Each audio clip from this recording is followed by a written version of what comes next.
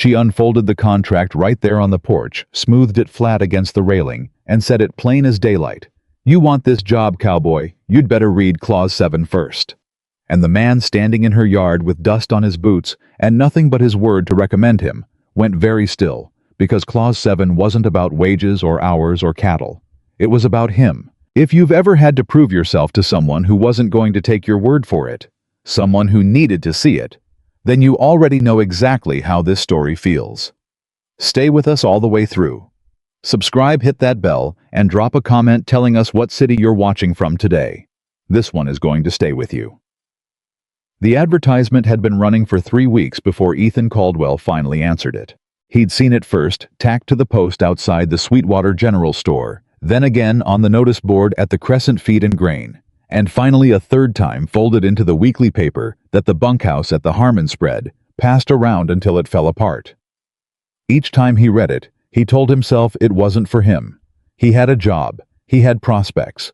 He had a reputation in this county that stretched back 7 years and didn't need rebuilding. What he didn't have was anywhere to go after Roy Harmon let him go on a Monday morning with 2 weeks' wages and a handshake that felt like an apology. So on a Wednesday, he answered the advertisement. Experienced ranch hand sought. Reynolds Creek Ranch, Sweetwater County. Applicant must demonstrate competence in cattle management, land maintenance, and general operations. References required. Inquire directly. Miss A. Reynolds. Reynolds Creek Ranch, 3 miles east of Sweetwater Station. No time wasters. He'd shown up the next morning with his hat in his hand, 3 solid references folded in his breast pocket, and the particular composure of a man who has learned not to show that anything matters to him. What he had not been prepared for was the woman who opened the door. He'd asked for Miss Reynolds at the gate, and the boy who answered 12, maybe 13, with a serious face and a knife on his belt, had looked him up and down with the evaluating eye of someone twice his age and said, "Wait here," before disappearing. Ethan waited. He looked at the property while he waited, the way he always looked at a ranch, not at the house or the paint or the things that were for show, but at the fences and the water flow and the state of the cattle in the near pasture, and what the ground said about how the place was being managed. What the ground said was, this ranch is working hard and one good hand short. The fence on the near side of the pasture had a section that was losing tension, not broken, but close. The cattle looked healthy, good weight for late spring, but they were crowded to the east corner of the near pasture in a way that suggested the water access at the west end had an issue. The yard was clean, the barn roof newly patched, the equipment lined up with the particular deliberateness of someone who had a system and followed it. I was still reading the place when the door opened again. "Mr. Caldwell." He turned. Abigail Reynolds was 34 years old and had the bearing of someone who had stopped waiting for people to take her seriously and simply proceeded without their cooperation. She was in work clothes, not dressed for receiving visitors, which he noted with her dark hair pulled back and a ledger tucked under one arm, and the direct measuring look of someone who had already formed a preliminary opinion and was now checking it against the evidence. She looked at him the way he'd been looking at her ranch, reading the property. "Ma'am," he said, and that was all. She stepped out onto the porch rather than inviting him in, which he also noted. She set the ledger on the porch railing, opened it to a marked page, and looked at him again. "You were at the Harmon spread," she said. 7 years. "Yes, ma'am." "Roy Harmon let you go." "He did." Why? There it was. Ethan had known it was coming. Anyone worth working for would ask it, and he'd decided on the ride over that he was going to answer it the same way he answered everything he'd decided to own. Straight. Roy's son came back from 2 years in Denver with ideas about modernizing the operation, he said. Some of those ideas were good. Some were going to get cattle killed and land ruined inside of 3 years. I said so. Roy agreed with his son. He paused. That's the whole of it. Abigail Reynolds looked at him for a moment. And your references will say the same. My references will say I work hard. I know cattle, and I don't tell people what they want to hear when I think they're wrong. He met her eyes. If that's a problem, I'll save us both the time. Something shifted in her expression, not quite a smile, but the thing that happens just before a decision is made. She reached under the ledger and drew out a single folded document and held it out to him. "Read that before we go any further," she said. He took it, unfolded it. It was 6 clauses long, typed out clean on good paper, the kind of document someone had written not quickly, but carefully. Clause 1 through 6 covered his wages, his duties, his authority over the other hands, the chain of command on the property conduct expectations, and the terms under which the arrangement could be ended by either party. He read them all. Then he read Clause 7. The ranch hand upon hire enters a probationary period of no fewer than 30 days and no greater than 60. During this period, he must demonstrate to the satisfaction of the undersigned sufficient competence, character, and independence of judgment to warrant continued employment and any expanded responsibility.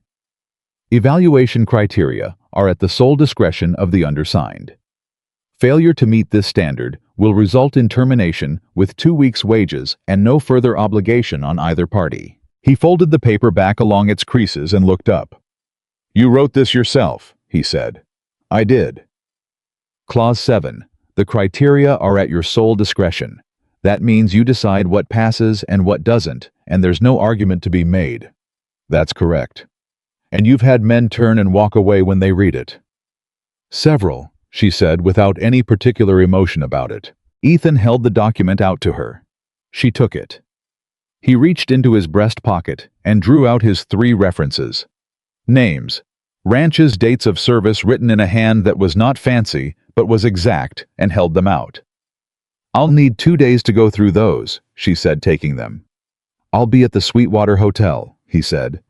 "Room 4 if you need to reach me sooner." She looked at the references, then at him. "You're not going to ask about Clause 7, she said. "What the criteria are?" "No, ma'am." "Why not?" He picked up his hat from where he'd been holding it, settled it back on his head and said, "Because if you've been running this ranch long enough to need that clause, you already know what you're looking for. And if I have to ask what good character looks like, I probably don't have it." Abigail Reynolds stood on her porch and looked at Ethan Caldwell with an expression that gave away almost nothing. Almost. "2 days, Mr. Caldwell," she said. He nodded and walked back to his horse. He got the message the next morning. The boy from the gate, whose name turned out to be Thomas, and who was Abigail's nephew, and the only family she had within 400 miles, rode to the Sweetwater Hotel at 7:30 and knocked on room 4 with the gravity of someone delivering terms of surrender. "Aunt Abigail says you can start Monday," Thomas said. "She says your references checked out and the pay is $14 a month plus board." He paused. "She also says to tell you the fence on the near pasture is on the list, and she'll want to see how you approach it." Ethan looked at the boy. "She know I was looking at that fence?" "She said she was watching you look at it," Thomas said.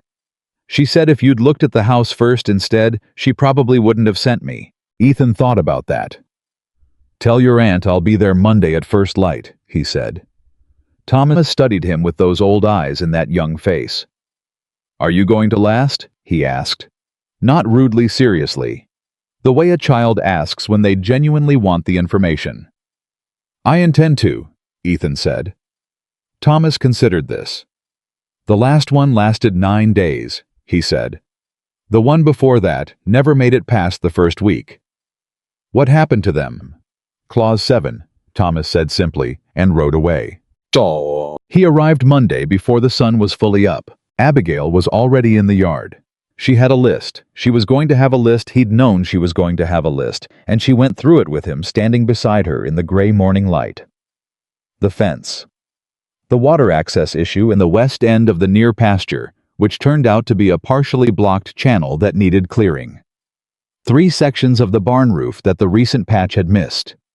The account books which she'd want him to look at, not because he'd be managing money, but because she believed the man running the operations needed to understand where the money went. He listened. He didn't argue about any of it. He did ask one question. "The west channel, when did it start blocking?" She looked at him sideways. "You can see that from the pasture." The cattle were crowded to the east corner. If it was a grazing issue, they'd be spread. If it was water, they'd be pushed. They were pushed. She made a small sound in her throat. 3 weeks, she said. Possibly 4. It's been on the list. I'll start there today, he said. Before the fence. If the water's right, everything else is easier. She wrote something in her notebook. She had a notebook, of course. She had a notebook and said nothing further about it, which he took as agreement. The other hands were a lean older man named Walt, who'd been with the Reynolds Ranch for 4 years and had the comfortable ease of someone who had made his peace with the way things ran here, and a young man named Cole, who was 18 and eager in the way of people who haven't yet learned that eagerness needs to be aimed carefully. Walt looked at Ethan with the measuring calm of a man who'd seen new foremen come and go. Cole looked at him with the open assessment of someone who hadn't decided yet whether to be impressed or resentful. "You the new foreman?" Cole asked. "New hand," Ethan said. "For now." "Miss Reynolds said you'd be running operations." "Miss Reynolds runs operations," Ethan said. "I work them." Walt made a small approving sound and went back to his task. Cole looked like he was recalibrating something. The water channel took most of the morning. It was a good 4 feet of packed silt and debris from the winter runoff, and clearing it was the kind of work that announced itself in your back and shoulders by midday. Thomas appeared at 11 with water and a piece of bread, and watched Ethan work with the same serious assessment he'd deployed at the hotel. "You cleared past the main block," Thomas said. "You didn't have to go that far." "The main block was the symptom," Ethan said, taking the water. "The narrowing upstream was the cause. Clear the symptom, and you're back here in 2 months." Thomas sat on the bank. "How do you know that?" 7 years of the same problem on different land." Thomas thought about this. "Aunt Abigail says a good solution is one that doesn't need to be redone." "Your aunt is right." "She usually is," Thomas said with the resignation of someone who had tested this theory many times. "She's going to come look at this later." "I know. She comes to look at everything." "Good," Ethan said, and went back to work. Thomas stayed on the bank for another 20 minutes, not talking, just watching.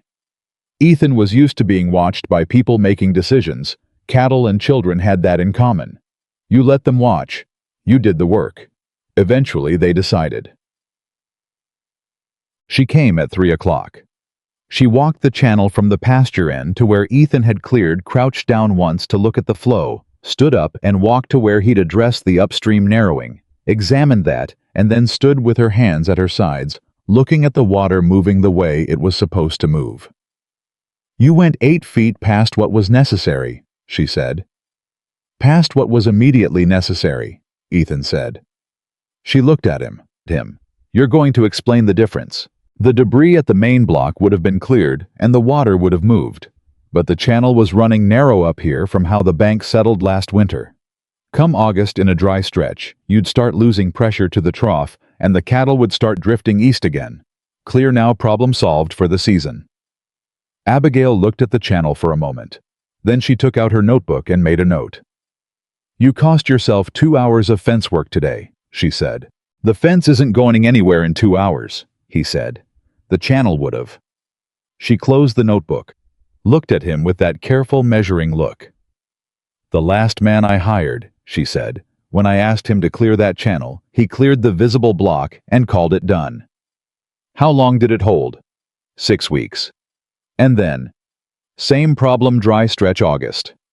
She almost smiled. "Same cattle in the same corner." Ethan said nothing.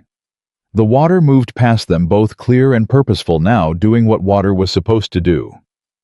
"The fence tomorrow," she said. "Yes, ma'am." She turned to go, then stopped. "Mr. Caldwell." "Ma'am." "You asked Walt about the south pasture drainage when you came in this morning." He'd asked Walt quietly, casually, just learning the lay of the land. He hadn't thought she'd know about it. "I did." "Why the south pasture?"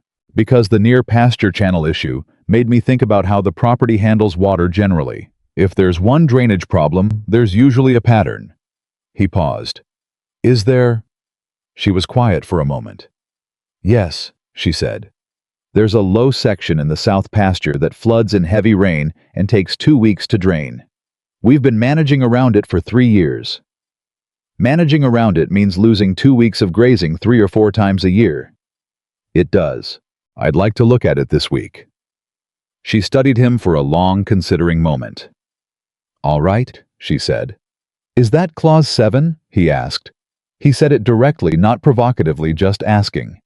She looked at him. What made you ask that? Because everything you're watching me do, you already know the answer to. You knew the channel needed more than a surface clear. You know the south pasture has a drainage problem. You're not watching me to find out about the ranch. You're watching to find out about me. The silence stretched between them long enough to have a shape. You're observant, she said at last. 7 years, he said. Yes. She looked at him levelly. And no, the channel is not Clause 7. Clause 7 isn't about drainage or fences or how far a man clears a channel. I know, he said. But everything is still part of it. She looked at him sharply, just briefly, just for a second, with something that was close to surprise. Then she put the notebook under her arm and walked back toward the house. He watched her go, and thought that he had said almost word for word the same thing she had said to him on the porch about the contract. He wondered if she'd noticed. He thought she probably had. Walt found him at the fence line the next morning, and Walt was a man who talked when he had something to say, and was quiet when he didn't, which Ethan respected immediately. She hire you permanent yet? Walt asked, handing up a wire stretcher. 60-day trial, Ethan said. Clause 7. Walt nodded like this was a perfectly natural thing. She tell you what it is? No, she never does. Walt held the post steady while Ethan worked the wire. The first fellow, Garrett his name was, he tried to charm his way through it. Big smile, lot of talk, told her what she wanted to hear. 9 days, Ethan said. Walt looked at him sideways. Thomas told you. Thomas told me. The one before Garrett McCready, he tried to outwork it. Came in early, stayed late, made sure she saw everything he did. Walt paused. He lasted 11 days. What happened? She asked him why he'd repaired the north gate hinge instead of replacing it. Walt tilted his head. He said because repairs were cheaper. She said a hinge that needs repair 3 times is more expensive than a hinge replaced once. He argued with her. Another pause. He was gone by the end of the week. Ethan worked the wire. And you? He asked. 4 years. What did you do? Walt was quiet for a moment. I replaced a hinge, he said simply, without being asked. And when she came out and looked at it, I told her it had been repaired twice in the past year, and a replacement was the better value. He paused. She stood there looking at it for about 30 seconds. Then she said, Get Walt a cup of coffee, Thomas. He's going to be here a while. Ethan thought about that. She wanted someone who would think like she thinks. She wants someone who thinks, Walt said. That's not as common as you'd imagine. The fence wire held taut. Between them and the sun was getting warm, and somewhere in the south pasture, the cattle were moving toward the now clear water trough, and Ethan Caldwell worked and thought about what it meant to be genuinely assessed by someone who actually knew what they were looking for. He thought it might be the first honest evaluation of his work he'd had in years. I wasn't sure how he felt about that. He thought he might feel all right about it. The evening of the 4th day, she asked him to dinner. Not dinner with the hands, dinner at the house table with Thomas, which felt like a different category of thing entirely.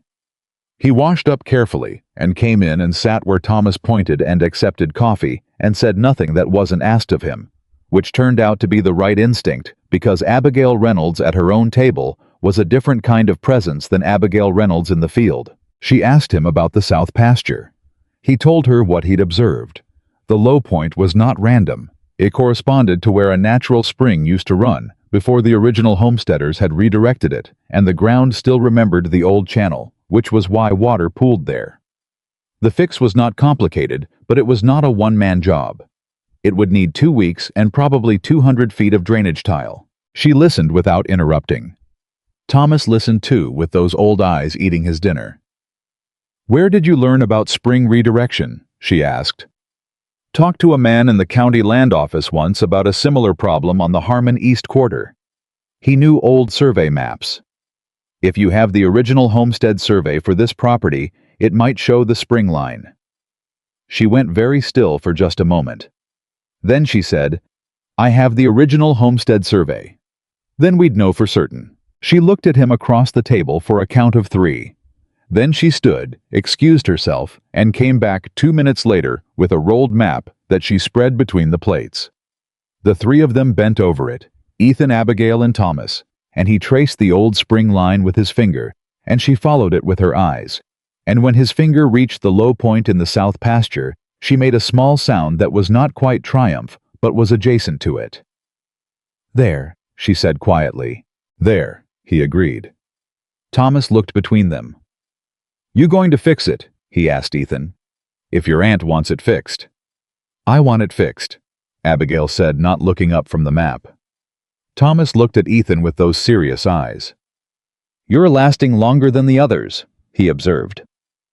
"Thomas," Abigail said, in the tone of someone who has said a name before and knows it won't do much. "It's true," Thomas said. "It's day 4, Ethan said. "Garrett quit on day 4, Thomas said helpfully. "He said the conditions were unreasonable." "The conditions," Ethan said carefully, "are clear." Thomas nodded with the satisfaction of someone whose point has been confirmed. Abigail rolled the map back up without looking at either of them, but there was something in the set of her shoulders that was not entirely displeased. The problem arrived on day 7. It arrived in the form of a man named Gerald Tate, who pulled into the yard mid-morning in a good buggy with a land company letterhead on the document bag beside him and the particular confident ease of someone accustomed to getting what he asked for. Ethan was at the barn when Tate arrived, and he stayed where he was not hiding, just working, and watched through the open barn door. Tate spoke to Abigail on the porch. Ethan couldn't hear the words, but he could read the shape of the conversation from the way she was standing straight, arms at her sides, not defensive, but not welcoming either. Tate pulled something from his document bag. She looked at it. She looked at it for long enough that something in the quality of her stillness changed. Tate pointed south, toward the south pasture, toward the low ground where the old spring used to run. Ethan put down what he was doing. He walked across the yard at a pace that was not hurrying. He had learned early that hurrying toward a conversation you weren't invited to closed it off. A steady walk left it open. He came up to the porch steps and stopped, and Tate glanced at him with the dismissive speed of a man who has classified him as irrelevant, and Abigail looked at him with something that he couldn't entirely read, but that was not go away. "This is Mr. Caldwell," she said. "He manages operations." Tate looked at Ethan again with slightly more attention this time. "Ridgeline Land and Water Company," he said, extending his hand. "Gerald Tate Acquisitions." Ethan shook it. "Caldwell." Tate turned back to Abigail. "As I was saying, Miss Reynolds, the company's survey team has identified a subsurface water source on the southern portion of your property that has significant commercial value. Our offer is fair, more than fair, given the current land prices in the county. We'd be acquiring only the southern quarter with a defined easement for water extraction, and you'd retain full ownership of everything north of—" "What survey?" Ethan asked. Tate blinked. "I beg your pardon. You said your survey team identified a subsurface water source. When did your team survey this property?" A pause, brief but present. "The survey was conducted from the adjacent county road." "From the road," Ethan said. "Not on the property." The topographic indicators were sufficient to— "The topographic indicators from the road," Ethan said, "show a low drainage area in the south pasture. What they don't show is that the low area corresponds to a redirected historic spring, and the current drainage pattern was established by the original Homestead Survey of 1868. He looked at Tate evenly.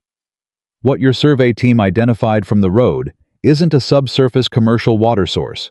It's an old spring bed that doesn't run anymore because it was redirected 150 years ago." Tate's easy confidence developed a small crack in it. "I'm not certain that's accurate." "The Homestead Survey is in the house," Ethan said. "Miss Reynolds has it. The spring redirection is documented. You're welcome to look at it." He kept his voice level, factual, not aggressive. "If your survey team wants to do an actual on-property assessment, Miss Reynolds would need to authorize access, and I'd want to be present." Tate looked at Abigail. Abigail was looking at Ethan. "I'll want to review our survey data before scheduling any further conversation," Tate said. He put the document back in his bag with the controlled movements of a man who is recalculating. "We may be in touch, Miss Reynolds." "You're welcome to write," Abigail said pleasantly. Tate got back in his buggy and left. The yard was quiet. Ethan stood at the base of the porch steps. Abigail stood at the top of them. Thomas was watching from the corner of the barn, with his arms folded in the posture of someone who had witnessed something satisfying. "You knew," Abigail said, "about the spring redirection. We looked at the map 4 days ago." "Tate's been making approaches to 3 other ranches in the county," she said. 2 of them sold parcels. One of them didn't know enough about their own water documentation to argue. "Do you have the water rights documented?" "Yes." She paused. "But I hadn't connected the south pasture drainage to the water rights question." She looked at him steadily. "If I'd been alone on that porch this morning, and you hadn't been in the barn." "You'd have looked at the survey," Ethan said. "You'd have found the same thing." "Possibly," she said. "Possibly not in time." He looked up at her from the foot of the steps. She looked down at him from the porch. The morning was bright and still, and the water in the west trough was running clean and purposeful, the way it was supposed to run. "Is that Clause 7?" he asked. She was quiet for a long moment. "Mr. Caldwell," she said at last, "you've been here 7 days." "I know. We have 53 left." "I know that too." Something moved through her expression. "Careful. Consider the thing that happens when a person is revising an estimate they thought was fixed." "Get back to the fence," she said, and went inside. He put his hat on and walked back to the fence line. Behind him, from the direction of the barn, he heard Thomas make a small sound of approval. He didn't smile, but it was close, and that was the most honest thing he'd felt in 7 days. The fence on the north pasture took 3 days to repair properly, and Ethan did it the way he did everything, starting from the part that would fail first, not the part that looked worst. Walt worked alongside him on the second day, and said almost nothing, which was the highest compliment Walt gave. Cole watched from a distance and pretended he wasn't watching. Thomas brought water at 11 and again at 2, and asked questions that were never about what they appeared to be about. "Why are you using that gauge wire instead of the standard?" Thomas asked on the second afternoon. "Standard wire's fine in mild country," Ethan said. "This far north winter contracts it. Come February, standard wire loses tension, and you're back here in the snow doing what we're doing now in good weather." Thomas wrote something in a small notebook he'd apparently started carrying. Ethan noticed, but didn't remark on it. The boy was his aunt's nephew in every measurable way. On the 3rd morning, Abigail came out to the fence line at 7 o'clock, walked the repaired section, crouched at 2 points to look at the post sets, stood at the corner brace and put weight on it in 3 directions, and said nothing for long enough that the silence had texture. "You used heavier gauge," she said. "Yes, ma'am." "That's going to cost more per section. About 30 cents more per 100 feet. It'll hold through a Wyoming winter without restringing. Standard wire you're restringing every 2nd year." He paused. "The labor cost on restringing over 10 years is about 4 times the material savings." She looked at him. "Did you run those numbers, or are you estimating?" "I ran them last night." He took the folded paper from his breast pocket and held it out. She took it, read it, folded it back, put it in her own pocket rather than handing it back, which he noted. "The south pasture drainage tile," she said. "You said 2 weeks and 200 feet. Approximately. Get me an exact figure by Friday. Materials cost, labor hours, projected grazing recovery time." She turned back toward the house. "I'll need it in writing." "You'll have it." She stopped walking, didn't turn around. "Mr. Caldwell." "Ma'am." "The estimate for this fence labor. You calculated your own time at the same rate as Walt and Cole." "Yes." "You've been managing this operation for 9 days. The going rate for a working foreman in this county is $2 more per day than a line hand." A pause. "I'm not the foreman yet." "No," she said. "You're not." She started walking again. "Put the correct rate in your calculations anyway. Intellectual honesty is a professional habit. It shouldn't depend on what's convenient." He stood at the fence line and watched her walk away, and felt something shift in his understanding of what he was doing here. Not what the job was, but what was actually being asked of him. Most people who evaluated work asked whether it was done. Abigail Reynolds asked whether it was done correctly, and whether the man who did it understood why correctly mattered. Those were not the same question, and most employers never knew the difference. Cole found him at noon with a problem and a bad attitude, which turned out to be one problem with two faces. "The south pasture water trough," Cole said. "Float valve's stuck. Trough's been running over since this morning." "Show me," Ethan said. Cole showed him, and the valve was indeed stuck. Mineral buildup on the mechanism, which was a straightforward fix if you had the right tool, which Cole apparently didn't. Ethan went to the barn, found the wrench he needed in the third place. He looked because the tool organization in the barn was a project for another week, and came back and had it running correctly in 8 minutes. Cole watched in the particular silence of someone revising an opinion they held firmly and found annoying to revise. "How'd you know which wrench?" Cole asked. "Float valve in a trough that size takes a 3/4-inch fitting. The mineral buildup you get with hard water needs a fixed wrench, not adjustable because it'll slip on the crust." He put the tool back in his belt. "You've had this problem before." Cole's jaw tightened slightly. "Once. Month ago." "Same valve." "Yeah." Ethan looked at the trough. "We need to clean the float mechanism properly and put a filter on the inlet line. Otherwise, you're back here in a month." He looked at Cole. "Have you told Miss Reynolds this keeps happening?" Cole's silence was its own answer. "She's going to ask," Ethan said, not accusatory, factual. "She asks about everything, and she notices patterns. If this valve has gone twice in 2 months, she's going to want to know why it wasn't addressed after the first time." Cole looked away. "I fixed it the first time." "You fixed the symptom," Ethan said. "Same as the channel. The symptom comes back until you fix the source." He let that sit for a moment. "I'll pull a filter from the supply order when I put in the drainage tile materials. You can help me install it. That way you know how it works, and it doesn't happen again." Cole was quiet for a moment. "Why would you do that?" he asked. The suspicion in it was genuine, not hostile, just young. "Because this ranch runs better when the people on it know how to fix things," Ethan said simply. "That's better for Miss Reynolds, and it's better for your job security." He picked up his hat. "Come find me when you have the south trough cleared of overflow."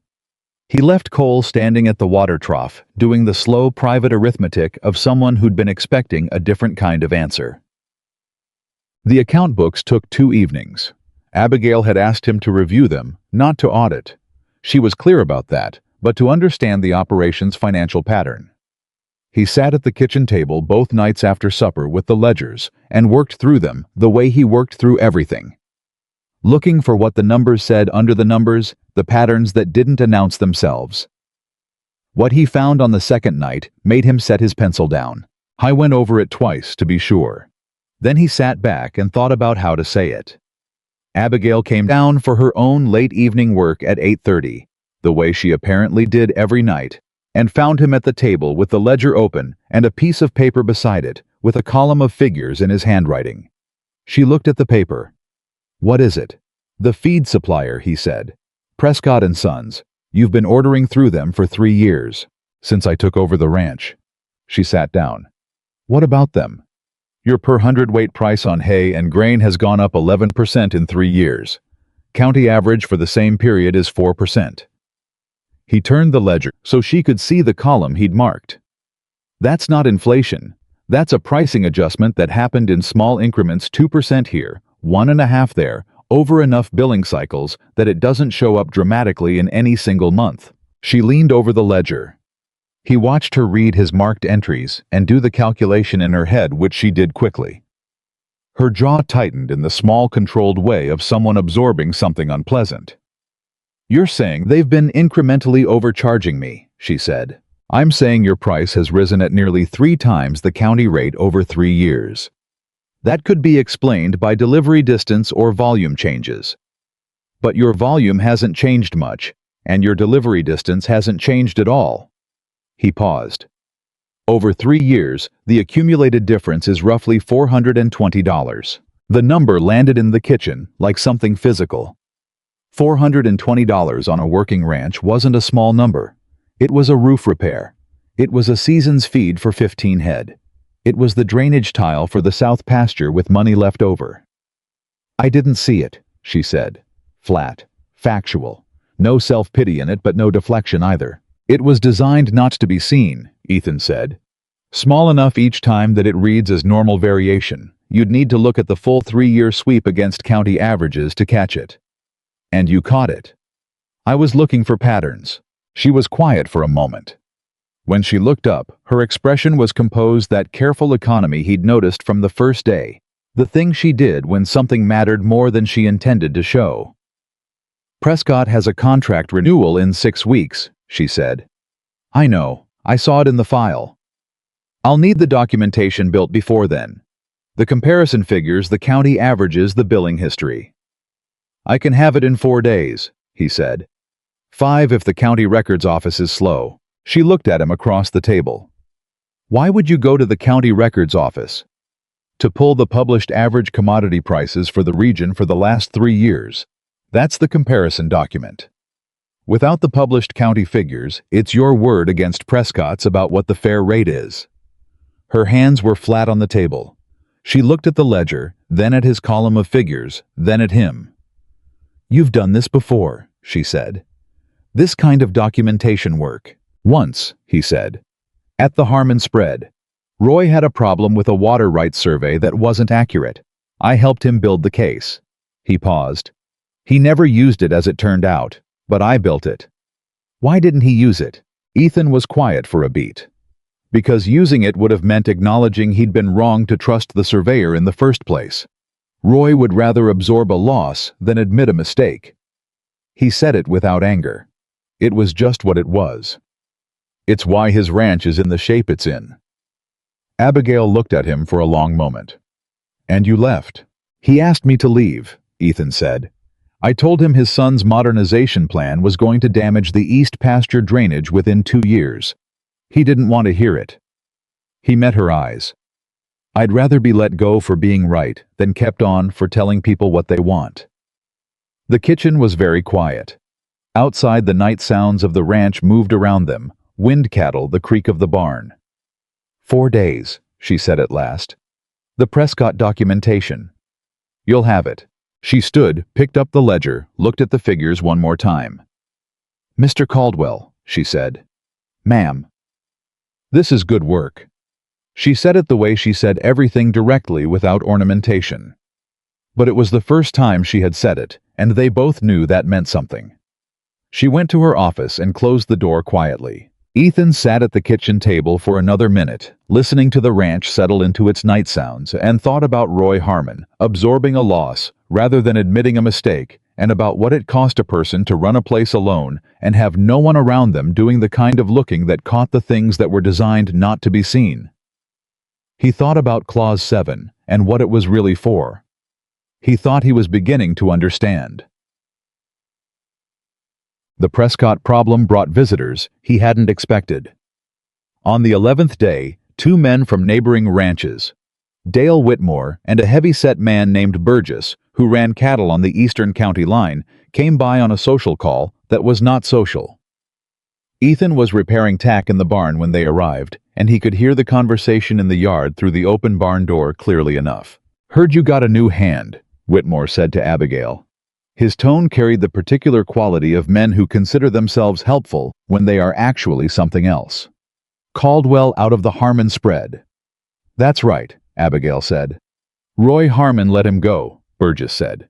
"Something about him being difficult. Something about him disagreeing with Roy's son's land management," Abigail said pleasantly. "Yes, I'm aware." A pause.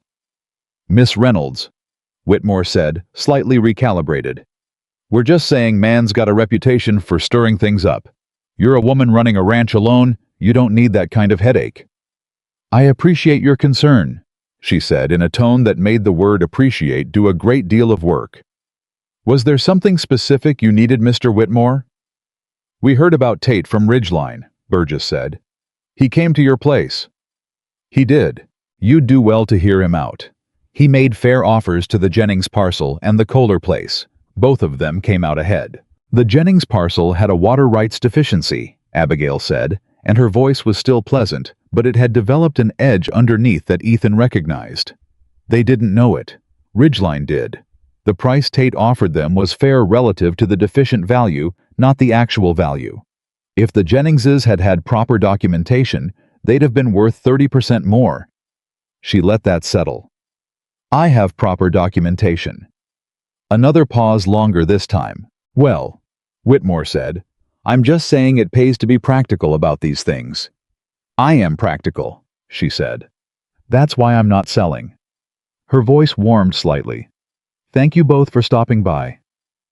Ethan heard their boots on gravel and their horses moving, and the particular silence that followed men who had come to manage a situation and found it already managed. He kept working on the tack and did not go out to the yard. 2 minutes later, Abigail appeared in the barn doorway. You heard, she said. Most of it. The Jennings water rights deficiency, she said. Do you know anything about that? I know the Jennings filed their original claim in 1869, and I don't know if they refiled under the 1879 statute. That would be the vulnerability Ridgeline found. He kept working the leather. If Tate's doing it to them, he's looking for the same gap in every property he approaches. She was quiet. You should check your filing status, he said. Under the 1879 water statute, I can help you pull the records. She leaned against the doorframe with her arms crossed, and he could feel her thinking from across the barn. That's 2 legal issues you've flagged in 11 days, she said. The Prescott pricing, and now the water statute. The water statute's a precaution. Might be nothing. And if it's not nothing? He looked at her directly. Then we fix it before Tate finds it. She looked back at him with that careful measuring look that he was beginning to be able to read. Not because she was becoming easier to read, but because he was learning the specific quality of her attention and what it meant when she aimed it differently. Right now, it meant she was making a decision. Tomorrow morning, she said. County Records Office, both of us. All right. She turned to leave, then stopped in the doorframe. Whitmore said you have a reputation for stirring things up. Whitmore's definition of stirring things up is pointing out things people would rather not see, Ethan said. Is he right about the reputation? Ethan looked up. I have a reputation for being correct when I'd be more convenient to be wrong, he said. If that's stirring things up, then yes. She was quiet for a moment. That's all right, she said. Convenient was never what this ranch needed. She walked back to the house. Ethan set down the tack and sat with his hands quiet for a moment in the dim of the barn, and thought that Abigail Reynolds was either the most clear-eyed person he'd ever worked for or the most dangerous, and he was increasingly unable to determine which of those was more interesting to him. The county records office was a small, overheated room managed by a clerk named Avery, who was approximately 100 years old and treated all paper with the religious reverence of a man who believed documents were more permanent than people, which Ethan supposed they were. They found the filing status on Abigail's water rights in 40 minutes. She had refiled in 1880, 1 year after the statutory deadline, which technically put her in the late filing category, which Ridgeline's lawyers could argue invalidated the automatic grandfathering protection. She didn't say anything when Avery showed them the date. She read the document twice, put it down, and thanked Avery politely, and they walked out. On the street, she stopped. 1 year late, she said. Yes. My uncle filed it. He was managing the ranch in 1880, and I didn't take over until 1882. She said it without blame, just placing the fact. He may not have known about the statutory change. The late filing isn't automatically fatal, Ethan said. There's a continuous beneficial use argument if you've been actively using the water without interruption since before the statute. The court has discretion to recognize the rights, regardless of the filing date. We'd need to document continuous use from 1868 to present. She looked at him. How do you know that? Same water rights case at Harmon. Different specifics, same legal framework. I read the relevant statute when I was helping Roy build his documentation. He paused. Roy didn't use it, but I know what it says. She was quiet for a moment on the street. the county records office behind them, the day going about its business around them. Then she said in a voice that was very even and very controlled, and therefore told him more than a less controlled voice would have, "Tate already knows about the late filing." It wasn't a question. "Probably," Ethan said. "That's why he came to you before he came to anyone else. Your water rights are the most vulnerable in this section of the county, and you have the most productive water-dependent land." He kept his voice level. "He's not offering to buy a parcel, Miss Reynolds. He's offering to buy the problem you don't know you have." The street was busy enough that no one was paying attention to two people standing outside the records office, having a quiet conversation. But something passed across Abigail Reynolds's face in that moment. Something that was not fear exactly, but was the particular look of a person who has understood the full shape of a threat for the first time and is deciding what to do with that understanding. "How long to build the continuous use documentation?" she said. 3 weeks done properly. We'd need to pull every county tax record, every livestock census, every water use filing from 1868 forward, and document unbroken occupancy and water use. He paused. "It can be done." "Can you do it?" "With your help on the pre-1882 records, the ones from your uncle's time, yes." She turned and looked down the street toward nothing in particular, and he waited because she was not a woman who needed to be filled in on her own silences. She came to things the way a good river comes to a decision, not because it stopped, but because it had been moving toward this point all along. "We start tonight," she said. "Yes, ma'am." She looked at him, then straight at him, the full weight of that careful attention. "Mr. Caldwell, when this is done, the Prescott documentation and the water rights defense, both this ranch will be in a substantially better position than it was 2 weeks ago." "That's the intent." "I'm aware that goes beyond the scope of a line hand's position." She held his gaze. "I'm aware of what I'm asking." He thought about Roy Harmon absorbing losses. He thought about the Jennings family selling land worth 30% more than they knew. He thought about a woman running a ranch alone with a smart boy and a loyal old hand and a young one who was still learning which questions to ask, and a threat she hadn't seen coming from the one direction she hadn't been looking. "Miss Reynolds," he said, "I answered your advertisement because I needed work. That part's true. But what I've found in 12 days..." He stopped, started again more carefully. "This ranch is worth defending. Not because it's a job, because it's the kind of place that ought to last." She looked at him for a long moment. Something moved in her face, not the near smile from earlier days, something quieter and more considered than that. "Don't say things," she said at last, "that you don't mean to follow through on." "I've never said anything I didn't mean to follow through on," he said. "That's been my primary professional liability." Something that was very nearly a smile, gone almost before it arrived. "Tonight," she said, "after supper. I'll be there." They walked back to the wagon, and the ride home was quiet, but it was a different quality of quiet than the ride from the station on his first day. Not the quiet of two people sizing each other up, but the quiet of two people who had found the shape of a problem and were already separately and together working on the answer. Thomas was waiting at the gate when they returned. His face was set in the way it got when he had information he had assessed as significant and was determining the most efficient delivery method. He looked at Ethan, then at Abigail, then at Ethan. "Tate came back," he said. "While you were gone. He left a document with Walt." Abigail was down from the wagon before Thomas finished the sentence. "Where's Walt?" "Barn. He didn't let Tate in the house."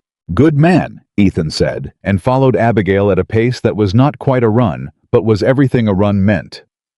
Walt handed over the document without comment. It was a formal letter on Ridgeline Land and Water Company letterhead, addressed to Miss Abigail Reynolds, and it was not an offer to purchase. It was a notice of intent to file a claim of lapsed water rights with the Sweetwater County Land Office, citing the 1880 late filing of the Reynolds Creek Ranch water documentation. It gave 30 days to respond before filing.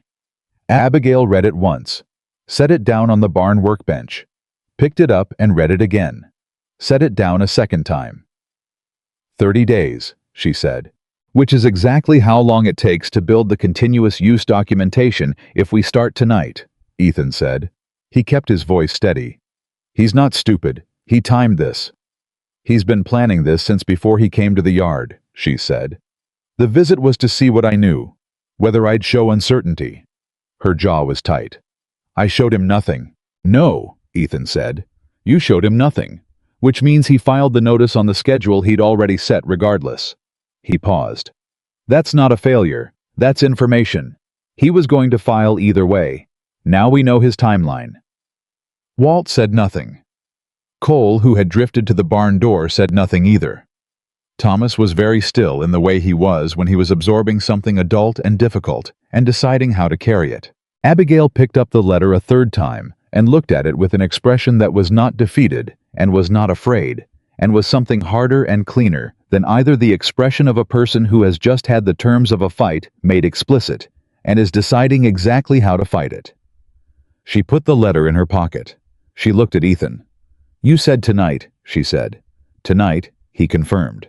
Then we don't waste the afternoon. She turned to Walt. The north cattle need to be moved to the upper pasture before it gets dark.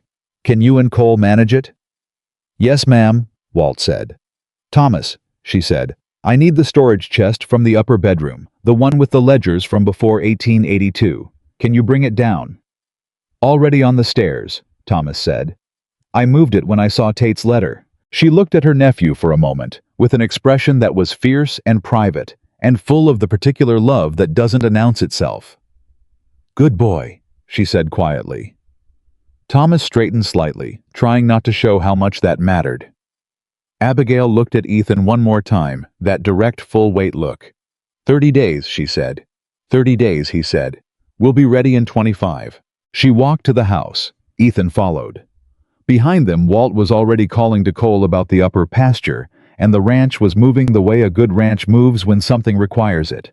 Not with panic, but with the particular efficient purpose of a place that knows what it is and intends to keep being it.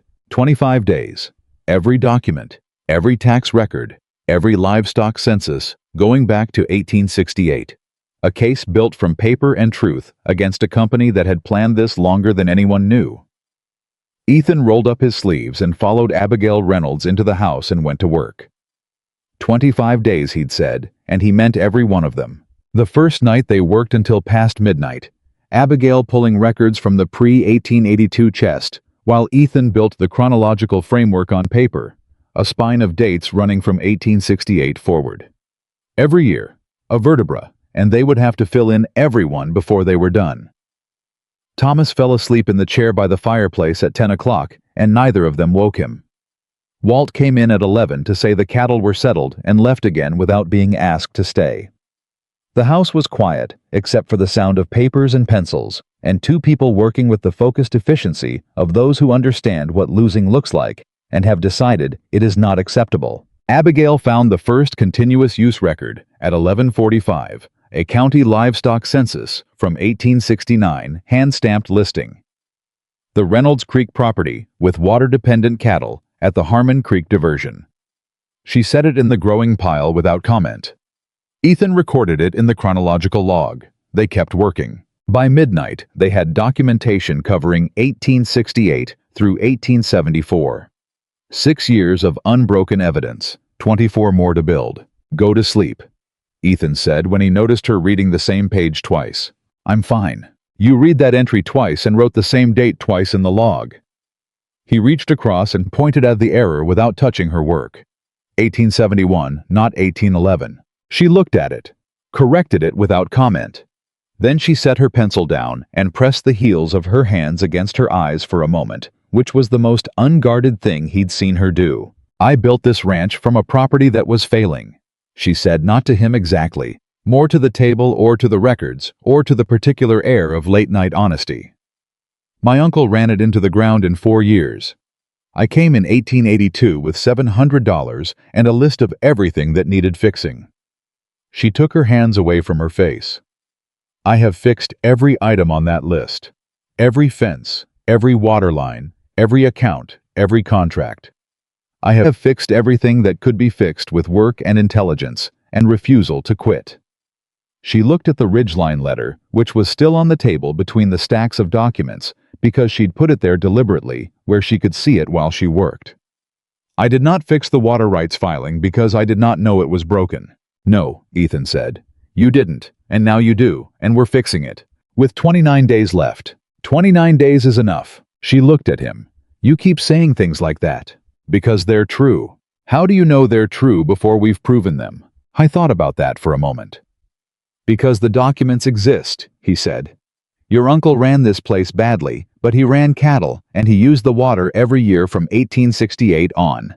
That's in every tax record, every census, every county filing. It happened. We just have to find the paper that proves it happened, and paper doesn't disappear, it just takes time to locate. He held her gaze. The truth is already there. We're just retrieving it. She was quiet for a moment, looking at him with that careful, full-weight attention. You're very certain, she said. I'm certain about the documents, he said. I'm certain about the work. The rest. He stopped. The rest I take one day at a time. She picked her pencil back up. Go to sleep, Mr. Caldwell. You're here before sunrise every morning, and the South Pasture drainage assessment is tomorrow. I'll finish the 1875 through 1877 entries first. That's 3 years. 20 minutes, he said. She looked at him for a moment, then went back to her own work. They finished at 12:40.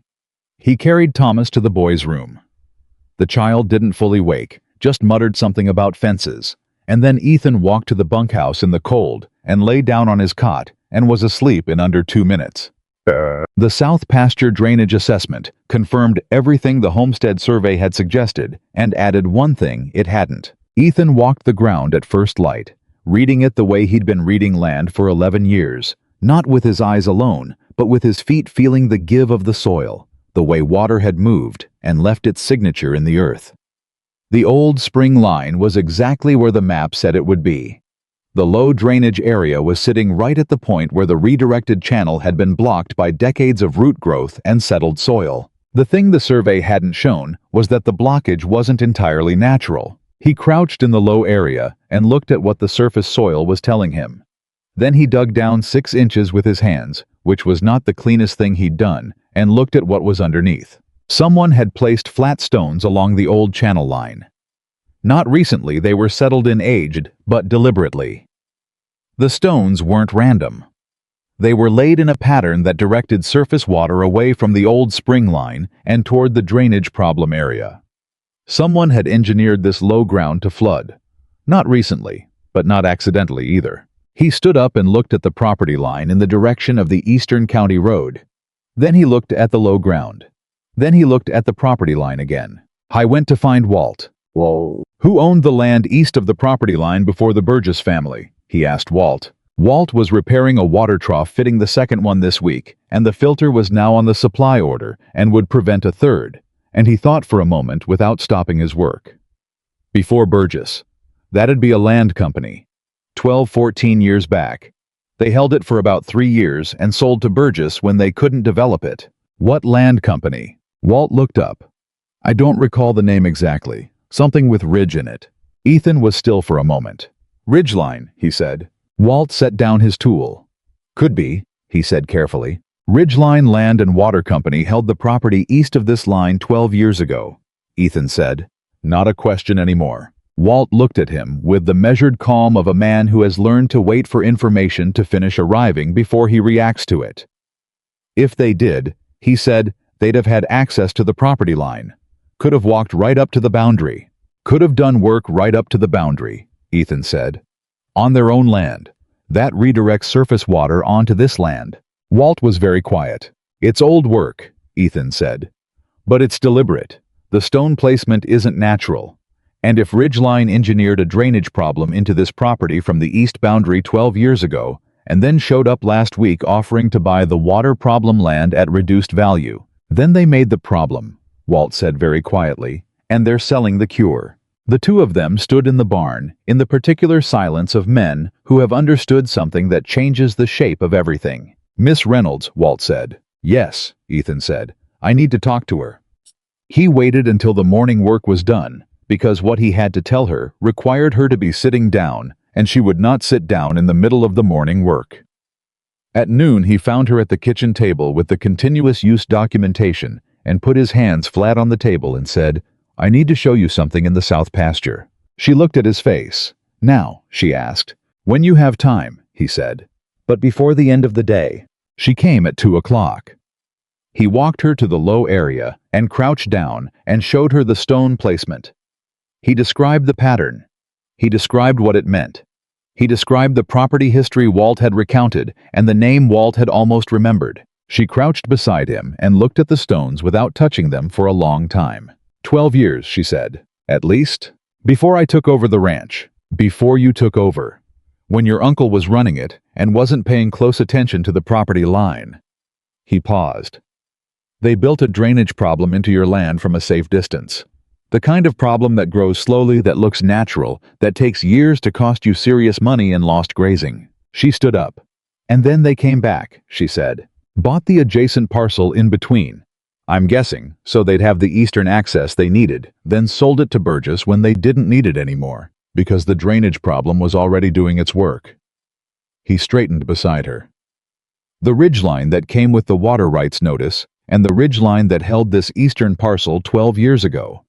I need to confirm it's the same company. But if it is, it's not just opportunism, she said. It's a scheme. It's been a scheme for 12 years. Yes? She turned and looked at the eastern property line. Her hands were very still at her sides. Burgess, she said. He came with Whitmore and told me to hear Tate out. I know. Burgess bought that parcel from Ridgeline. At what price I don't know, but if he knew what the stones were doing, that's a separate question, Ethan said carefully. Burgess might be a participant, or he might just be a man who bought land cheap and didn't ask questions. We don't know yet. We need to know. Yes, he said. We do. She turned back to face him directly. The afternoon light was full on her face, and she looked not afraid, not angry in the hot, visible way, but something that ran under the surface like cold water, purposeful and deep. How do we prove the company is the same? She asked. County property records, he said. The parcel ownership history will be documented. If Ridgeline Land and Water Company is in that chain of title, we have it. And if we have it, then we don't just have a continuous use defense, Ethan said. We have evidence that the drainage problem on this property was engineered by the same company, now claiming your water rights are deficient. That changes what this is from a land dispute to something a judge is going to want to look at very carefully. She held his gaze for a count of 5 seconds. County Records Office, she said. Tomorrow morning. Tonight, she said. Avery keeps late hours on Thursdays. I've used it before. He nodded. Tonight. She looked at the stones one more time. Then she looked at the eastern property line. Then she looked at Ethan with an expression that was not soft and was not hard, and was something he was coming to recognize as the particular look she wore when she was making a decision she intended to fully stand behind. You found this, she said. The ground showed it, he said. I just looked. Most people don't look that closely at ground they're not sure is theirs yet. He didn't answer that immediately. The space between what she'd said and what it implied sat in the air between them, and neither of them moved to close it or to back away from it. Then he said simply, This ranch is worth looking at closely. She turned and walked back toward the house, and he followed, and he did not examine too carefully what he had meant by that or what she had heard in it. Avery at the county records office was indeed there on Thursday evening, and he produced the eastern parcel ownership history with the slow, sacred deliberateness of a man who treated every document request as a minor religious ceremony. They waited. Ethan stood. Abigail sat with her hands folded and her face composed. Avery set the chain of title on the counter. They both read it at the same time. Ridgeline Land and Water Company had purchased the eastern parcel in 1873. They had held it for 11 years. They had sold it to Harold Burgess in 1884, 2 years after Abigail had taken over the Reynolds Creek Ranch. The same ridgeline, confirmed. Abigail set the document down with the careful deliberateness of someone setting down something fragile. 1873, she said quietly. They've been planning this since before my uncle ran the ranch into the ground. They may have helped him run it into the ground, Ethan said. An ongoing drainage problem that kept getting worse every year, reducing the ranch's productivity, increasing the financial pressure on whoever was running it. If your uncle had been under enough financial strain, he might have sold, she said. Yes, but he didn't. He didn't. And you came in 1882 and turned it around before they'd reduced it far enough. He looked at the document. So they switched strategies. Instead of waiting for financial collapse, they'd challenge the water rights, the one legal vulnerability your uncle left behind. Abigail looked at Avery, who was pretending to be very busy with other papers. "I need a certified copy of this document," she said. "Yes, Miss Reynolds," Avery said, and for the first time in Ethan's experience, the old clerk moved quickly. They drove back to the ranch in the dark. Abigail held the certified copy in her lap. She had the look of someone who has been carrying a weight they didn't know was a weight, because they thought it was just the ordinary heaviness of running a hard place, and who has now understood that some of that weight was placed there deliberately by someone else. "Whitmore," she said at one point. "He said I was a woman running a ranch alone and I didn't need headaches." "Yes. I wasn't being helpful. He was checking whether I was isolated enough." "Probably. And Burgess, he told me Tate's offers were fair. He told me the Jenningses came out ahead." "He may genuinely believe that," Ethan said. "Or he may know what Ridgeline has been doing and has his own reasons for keeping quiet." He kept his eyes on the road. "Either way, we don't go to Burgess or Whitmore with what we know. We go to the land office and we let the documentation speak." She was quiet for a stretch of road. 22 days, she said. "The continuous use documents, plus the property chain of title, plus the engineered drainage evidence," he said. "That's 3 separate arguments in our favor. Any one of them might win. All 3 together is a case," she said. "It's more than a case," he said. "It's a record that Ridgeline has been operating a deliberate scheme against this property for over a decade. That's the kind of thing a county judge takes seriously even before he looks at the water rights question." She turned her head and looked at him in the dark of the wagon. He could feel the weight of her attention even without seeing it clearly. "You said our favor," she said. He realized he had. "The ranch's favor," he amended. She was quiet for a moment. "No," she said. "You said our. Leave it." He left it. The next 9 days were the hardest kind of work. Not physical, but the grinding, methodical labor of building an airtight case from paper and ink and county records. The kind of work that didn't show at the end of a day the way a mended fence showed or a clear water channel showed. They worked evenings after the ranch was done. Ethan and Abigail at the kitchen table. Thomas often present, and increasingly useful as a cross-referencer, because the boy had his aunt's memory for detail, and had apparently decided that this project was where he was needed. On day 20, Cole came to Ethan with something. Cole had been quieter since the float valve conversation. A useful kind of quiet. The quiet of a young man recalibrating his measure of things. He found Ethan at the barn in the early morning and stood with the particular posture of someone who has information and is working out whether to trust it. "My father's neighbor," Cole said. "Hadley. He sold a south parcel to a land company 3 years ago. I was 12. I remember my father saying Hadley seemed relieved to sell, but never talked about what he got for it." Ethan looked at him. "What land company?" "I don't know the name, but the man who came to negotiate wore a good suit and had a document bag like Tate's." Ethan was still for a moment. "Hadley's parcel, is it near a water source?" "Little Fork Creek runs through the south end of it." "And Hadley, does he still live nearby?" "His wife does. Hadley passed 2 winters ago," Ethan thought. Would his wife talk to someone? Cole looked at him steadily. "She would to me," he said. "She knows my family." Ethan looked at the young man for a long reading moment. "That's good thinking, Cole," he said. "That's exactly the kind of thinking that matters here." Cole straightened slightly. "I didn't know if it was relevant. It might be the piece that shows the pattern extends further than this property. That's relevant." He paused. "Talk to Mrs. Hadley. Find out what she knows about the company and the terms. Don't push her, just ask." Cole nodded and left without elaboration, which was a significant improvement on how he'd operated 3 weeks ago. Cole came back the next day with a name. Ethan absorbed that. "Does she still have the paperwork?" "She gave it to me." Cole held out a folded document. "She said if someone was looking into them, Hadley would have wanted her to help." The acquisition agent's signature on the behalf of Ridgeline was Gerald Tate. Same agent. Different ranch. Same below-value acquisition of water-adjacent land from owners who didn't know what they had. Ethan took the document to Abigail that evening. She read it once. Then she laid it on top of the chain of title document, and the continuous use log, and the engineered drainage evidence, And she looked at the stack of papers on her kitchen table, and she said nothing for a long moment. "It's not just this ranch," she said. "No," Ethan said, "it never was. They've been doing this across the county, finding water-adjacent properties with legal vulnerabilities or created problems, undervaluing them, acquiring them, or their water rights below value." She pressed her fingers flat on the table. "How many ranches? We know Jennings, we know Hadley, we know they attempted it here. There may be others."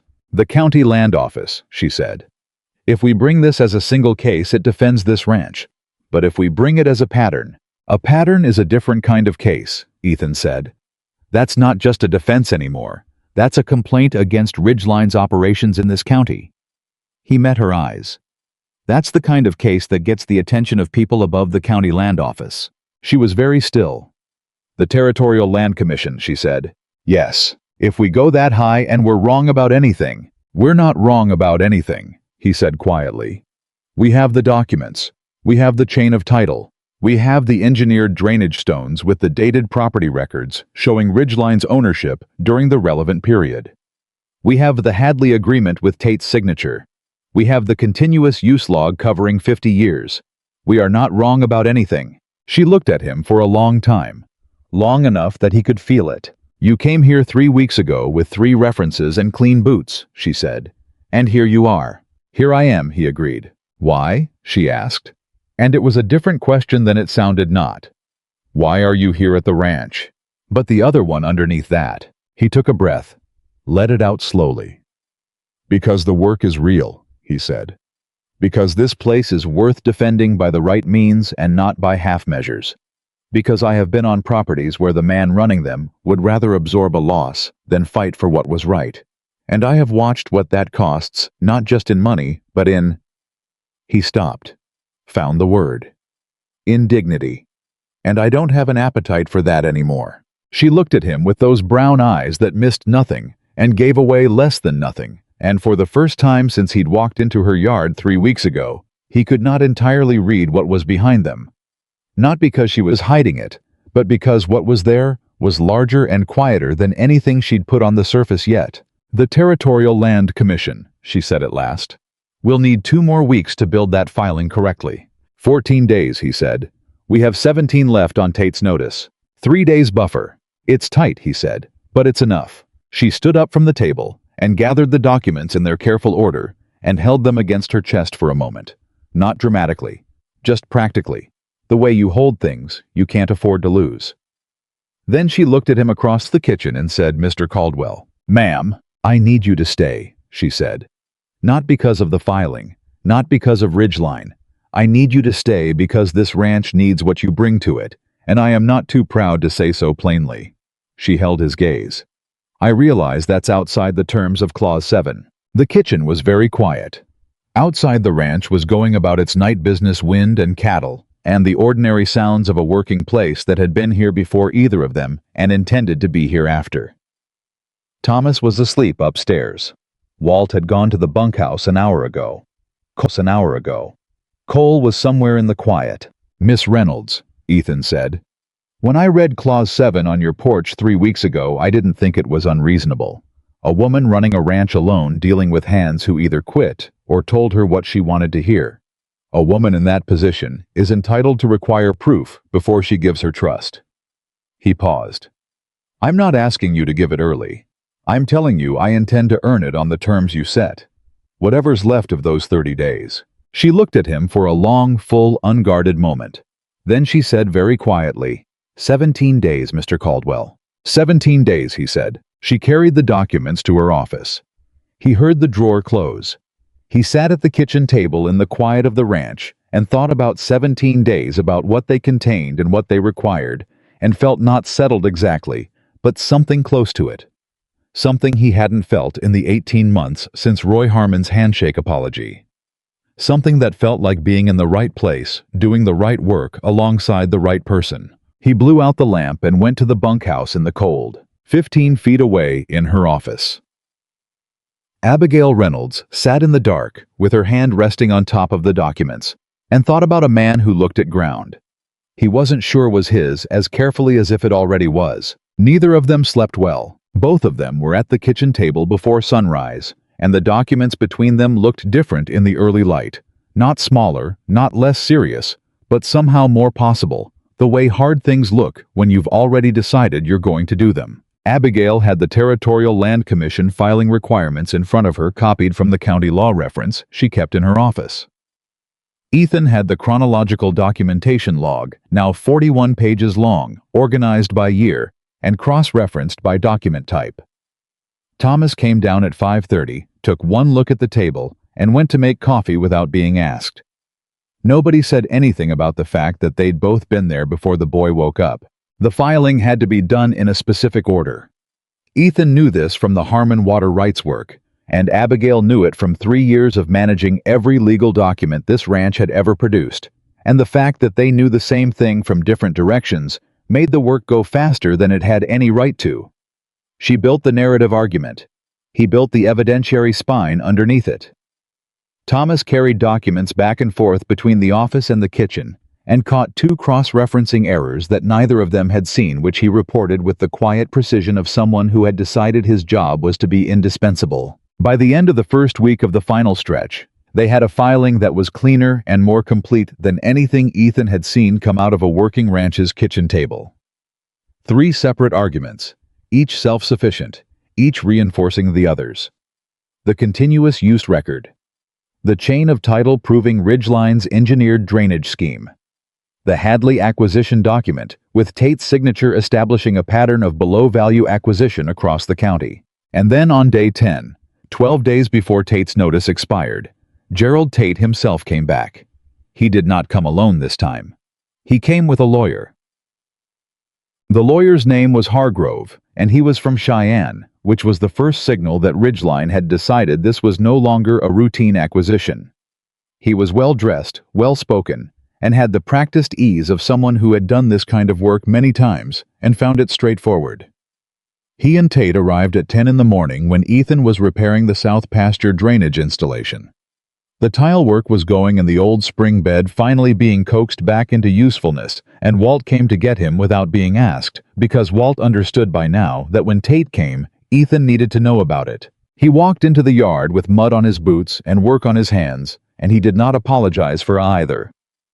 Hargrove looked at him the way lawyers from Cheyenne look at muddy ranch hands, with a kind of polite, impersonal dismissal that assumed the hierarchy of the situation without needing to state it. "We're here to see Miss Reynolds," Hargrove said. "She's in the house," Ethan said.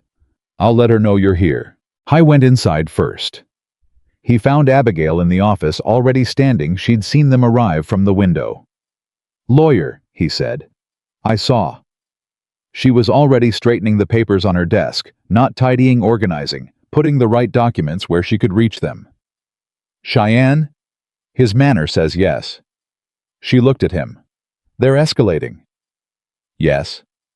"Why now? Tate's notice has 12 days left. If they were going to file, they'd file." "They're not sure the filing will hold," Ethan said. "They came back because they want to settle before it gets to the Land Commission.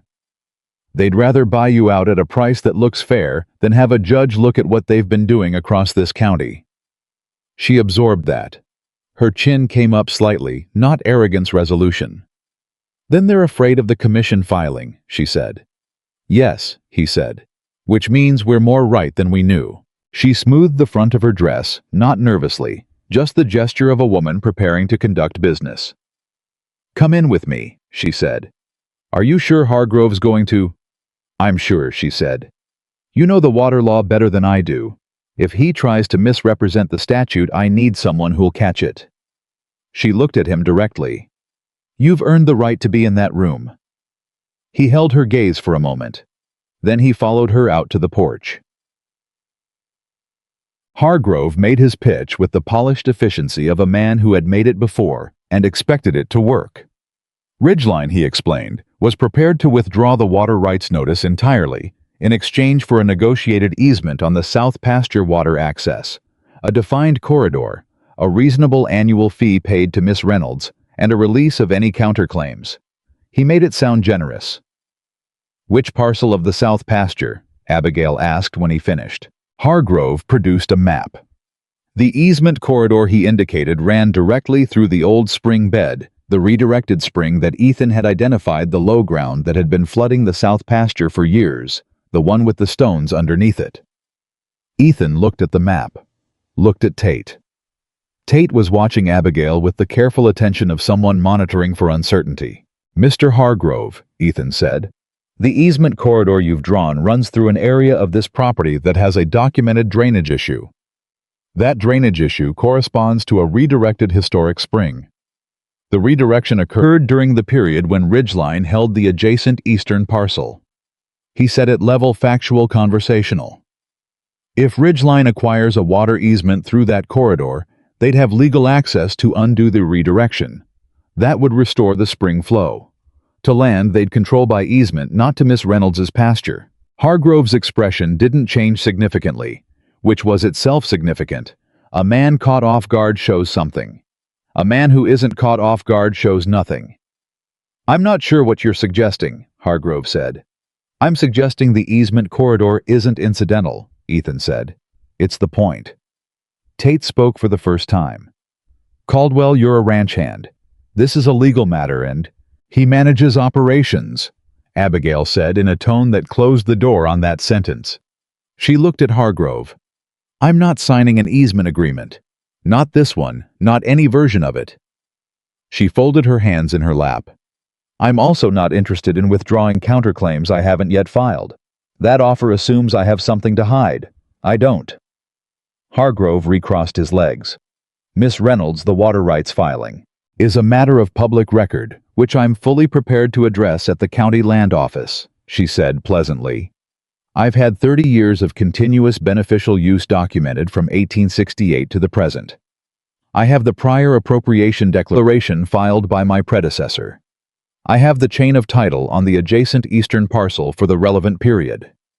She paused just long enough. "And I have a purchase agreement between Ridgeline and Harold Hadley, signed by Mr. Tate for water-adjacent land, acquired at 40% below county value." She looked at Tate. "Shall I go on?" Tate had gone very still.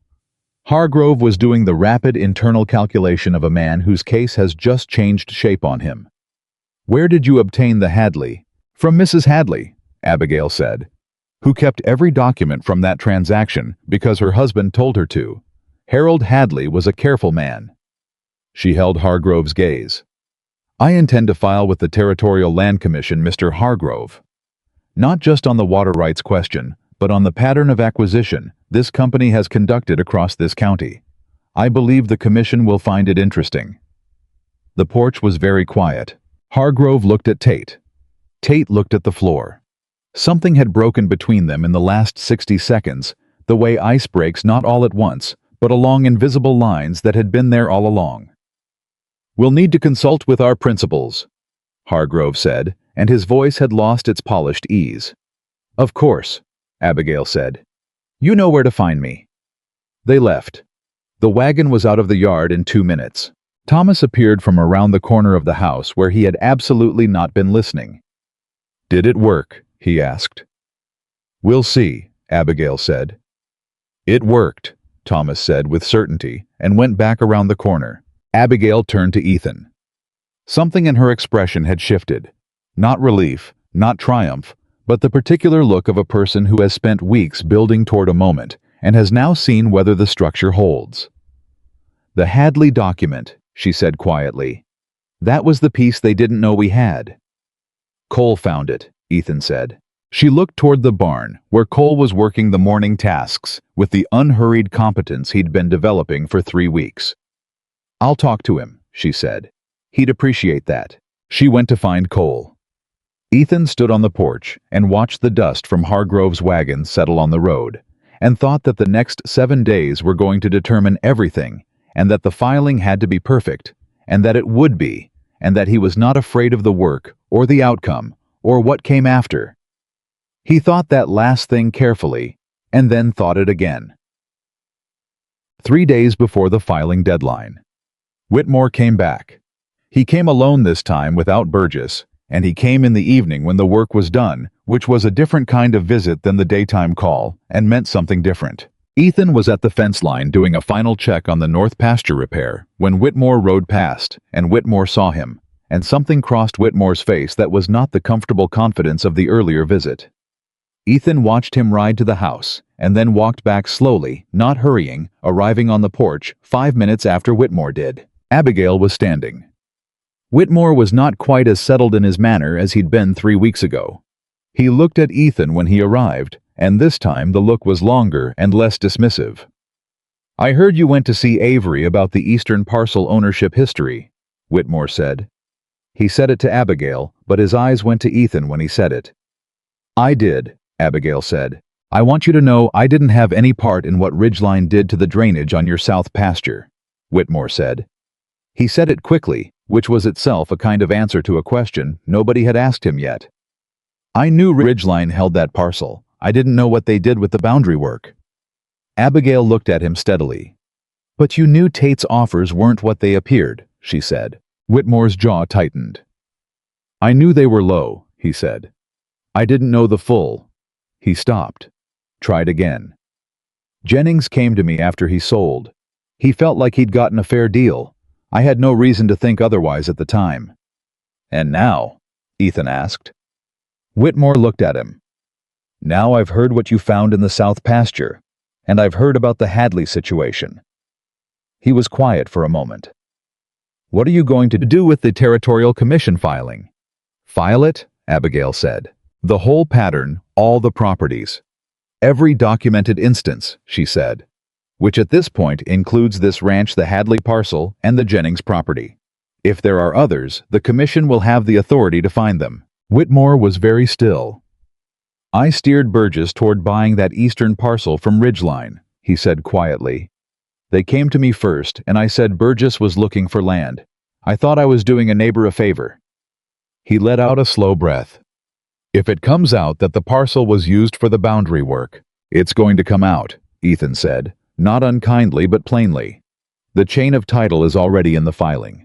What Burgess knew or didn't know about the drainage engineering is a separate question, but the ownership history is public record."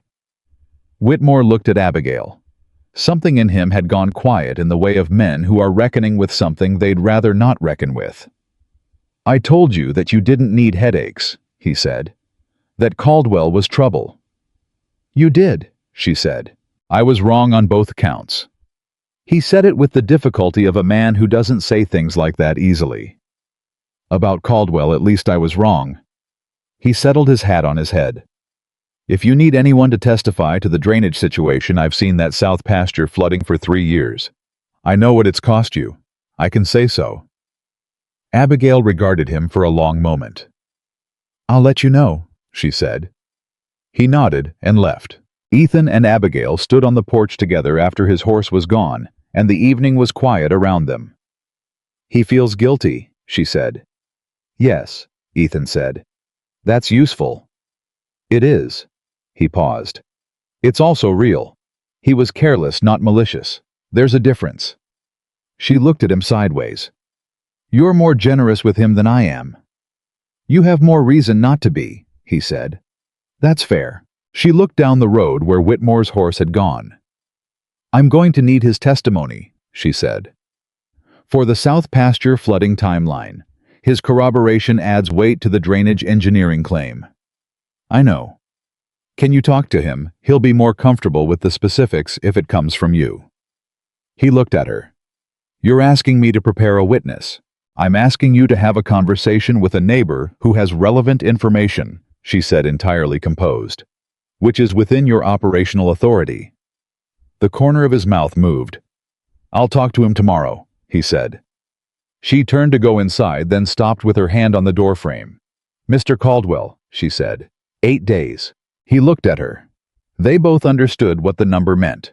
Not just the filing deadline, not just the Clause 7 timeline, but both at once running parallel toward the same point. 8 days, he said. She went inside. He stood on the porch in the cooling evening and breathed the air of a ranch that was going to be all right, and thought about 8 days. The filing went to the county land office on day 31 of Tate's notice 1 day early, which was Ethan's idea and Abigail's decision. You didn't use every day of a deadline if you didn't need to. Using every day made you look like you'd need it every day. They arrived at Avery's office at 9 in the morning, and Abigail set the filing on the counter, and Avery received it with his usual religious gravity, and then looked at the volume of it, and looked at Abigail and said very quietly, "This is going to the commission." "Yes," she said. Avery looked at the filing again. He had been county clerk for 23 years, and he had the particular perception of a man who had watched things move through his office for 2 decades. "Ridgeline has filed at the commission level before," he said. "Never lost."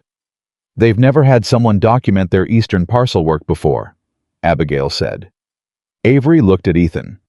"You're the Harmon hand," he said. "Former," Ethan said. "Roy Harmon let you go." "He did." Avery was quiet for the moment, looking between them. Then he stamped the filing with his county recorder's stamp. Slow, deliberate, the stamp of a man making something permanent, and said, "I'll send the commission notification today." They walked out into the morning, and Abigail stood on the step for a moment, with the receipt in her hand. Then she looked at Ethan. "It's done," she said. "It's done," he confirmed. "Now we wait." "Now we wait," he said. "And we fix the south pasture drainage while we're waiting because the tile's half installed, and it needs to be right before the fall rains." She looked at him, and for a moment something moved across her face that was not the careful, controlled expression she usually carried. Something warmer and less defended there, and then managed before it became more than she intended to show. "Yes," she said. "The drainage." They went back to work. The commission responded in 11 days, which was faster than Ethan had expected, and faster than Abigail had allowed herself to hope for. The response was not a ruling, it was a notice of investigation. The Territorial Land Commission was opening a formal inquiry into Ridgeline Land and Water Company's acquisition practices in Sweetwater County, and pending the outcome of that inquiry, all Ridgeline water rights claims in the county were suspended. All of them. Not just the Reynolds Creek claim. Walt read the notice 3 times when Abigail read it aloud at the supper table. Cole put his fork down and forgot to pick it back up for 2 full minutes. Thomas looked at his aunt with an expression that was not surprise. Thomas had apparently determined this would happen on approximately day 3 and had been waiting for the rest of them to catch up. "Suspended," Walt said finally. "Not dismissed. Investigation first," Ethan said. "Dismissal if the investigation confirms what we filed, which it will." "How long does an investigation take?" "Months usually. Could be 6, could be a year." Ethan looked at Abigail. "But the suspension means Ridgeline can't file or enforce any claims while the inquiry is open. The immediate threat is gone." Abigail set the notice down on the table. She looked at it for a moment with an expression he had never quite seen on her before. Not triumph, not relief in the simple sense, but something deeper and more private. The look of a woman who has been holding a weight for a very long time and has now been permitted to set it down. Just for a moment. Just enough to feel the difference. "The Jennings family," she said. "They sold a parcel they didn't have to sell. The Hadleys sold land below value. Whatever the commission finds, that doesn't give those people back what they lost." "No," Ethan said. "It doesn't." "The investigation might," Thomas said. Everyone looked at him. He looked back at them steadily. "If the commission finds the acquisitions were fraudulent, they can void the transactions. I read the Territorial Land Statute." He paused. "Last week." Walt made the approving sound in his throat that was his highest form of praise. Abigail looked at her nephew for a long moment. "When did you read the Territorial Land Statute?" she asked. "When Ethan said this might go to the commission level," Thomas said. "I wanted to know what the commission could do." Abigail looked at Ethan. Ethan looked at Thomas. "That's good work," Ethan said. Thomas accepted this with the dignity of someone who had known it was good work and had been waiting for confirmation. "If the transactions can be voided," Abigail said, and her voice had changed slightly quieter, more careful, the voice of someone approaching something that matters beyond the personal. "The Jenningses could get their land back. The Hadley estate could be made whole." "It's possible," Ethan said. "It depends on what the commission finds and how far back they're willing to go, but yes, it's possible." She sat with that for a moment. The table was quiet. Outside, the ranch was doing what ranches do in the evening, settling the sounds of animals and wind and the creak of familiar wood. The south pasture drainage tile was in, and the channel was running clean, and the low ground that had flooded 3 times a year for a decade was already firmer underfoot. The north fence was holding. The west water channel was clear. The account books were accurate. The feed supplier contract was being renegotiated with documentation that Prescott had no clean answer to. The ranch was not just surviving. It was better than it had been in years. Burgess came the next morning. He came alone, and he came on foot, which meant he'd tied his horse at the road and walked in, which was the gesture of a man who wanted to signal he was not arriving with authority or entitlement. Ethan was at the barn, and he watched Burgess walk across the yard with the measured pace of someone carrying something uncomfortable and not trying to put it down before he got where he was going. He asked for Miss Reynolds. She came to the porch. Ethan stayed at the barn door and did not walk over, but he did not leave either. Burgess took his hat off. He was a big man, and he looked smaller doing it. "I didn't know about the drainage work," he said.